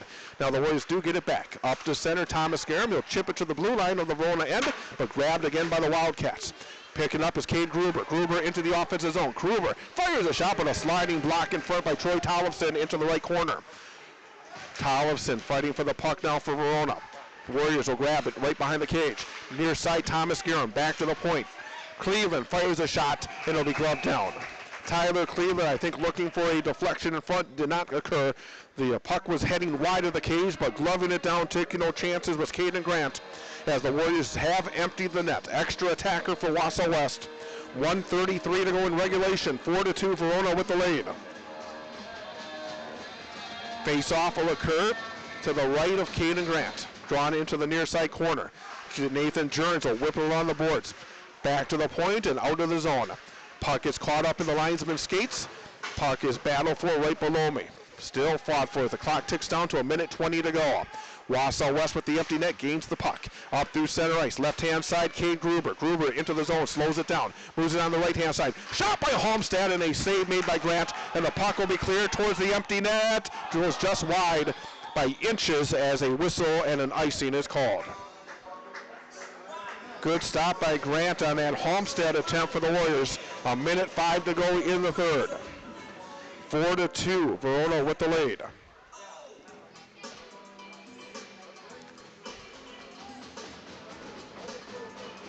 Face off to the left of Caden Grant.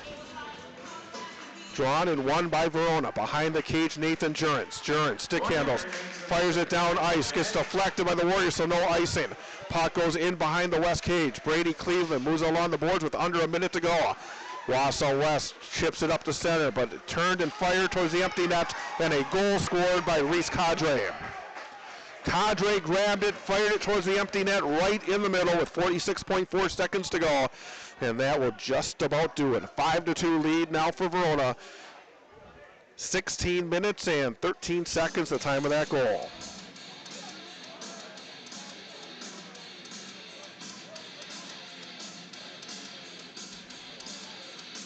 Well, not the way the Warriors wanted to end the regular season, but often, in fact, more often than not, they actually have lost the regular season finale against Madison Edgewood. For whatever reason, Edgewood would usually come play a really good game. So the Warriors, this will not, I don't think, affect the game. Right-hand side, whiffing on the shot attempt was Connor Wendell. Now a penalty coming up on. Well, who's the penalty going to be on? Because they're going to call it on Wendell? So a penalty on Connor Wendell after taking that shot attempt. But whatever happened here today ultimately does not matter when the playoffs begin on Tuesday night. So again, Tuesday, Warriors and East Merrill United, 7 o'clock face-off, 6:40 airtime right here on Sports Fan 98.9. 2-minute minor for high sticking. 35.8 seconds to go. Behind the cage with it is Brady Cleveland. Cleveland flips it to center. Puck will roll into the Verona end. Caden Grant will play it. Leave it for his defenseman. That's Carson Lindell. Lindell stick handles. Lindell moves it near side. Chipped up to center. Now through center ice, Andrew Ani. Ani will get it into the zone, but the arm goes up again. It looks like, actually a delayed offside, and clearing the zone was Verona. Now Grant Homestead will chip it into the Verona zone. Homestead moves it behind the cage. Down to 4 seconds to go. Right behind the Verona cage. And the final seconds tick off. And this one comes to an end. 5-2. Verona earning the victory. Saves in the period for Grant. Verona got 12 saves. For a game total of 32. The Wausau West goalie, Bosley, he had 11 saves. We'll go over the numbers for the goalies and the scoring here in just a few moments. 5-2, Verona over Wausau West. We'll come back with our post-game look at the scoring, talk to the head coach B.J. Brandt, and more. This is Wausau West Hockey on Sports Fan 98.9. Southcom offers the same great deals to new and existing customers alike. So when we have a sale, everyone can take advantage of the savings, not just a select group. Whether you're a new customer or you've been a customer since the dawn of cell phones, or if you're an accountant in Appleton, a chef in Shawano, a golfer in Greenville, a painter in Peshtigo, a lumberjack in Leona, or one of the youngest head coaches in professional football, charged with bringing a storied franchise back to the mountaintop. Right, Coach LaFleur? Right, Sarah. Unlike most of those big-time wireless carriers, with Cellcom, everyone gets the same great offers on everything from the best new phones to unlimited data packages. Cellcom, clarity in a cloudy world. At Cellcom, both new and existing customers can get select devices from Google, Motorola, Samsung, and LG for just $5 per month. Flex 30 agreement and data subscription required. Taxes due at sale. Restrictions apply. Visit cellcom.com/save for details. settle down. I've called everyone together to talk about the problems we are having. You go first. Boss, the sinks in the back room are all stopped up, and there's a leak in the water pipe. Well, that's easy. Call PGA Incorporated. PGA can handle all of our plumbing issues quickly, and they will get it done right. Next. The lights are flickering in the plant and the circuit breakers keep tripping. Just call PGA. They can fix any electrical problem, big or small. Sir, everyone's complaining about the heat in the summer, and in winter, it's freezing in here. PGA. They can look at our system, repair it, or they'll design a new high-efficiency one that will save us money, just like they did for my house. People, for plumbing problems, who do we call? PGA. Electrical? PGA. Heating and cooling? PGA. Excavating? PGA. PGA. When you need help with plumbing, electrical, heating, cooling, excavating, commercial or residential, call PGA Incorporated at 715-355-6717. Online at PGAinc.net. Come on, choose Happy Motion for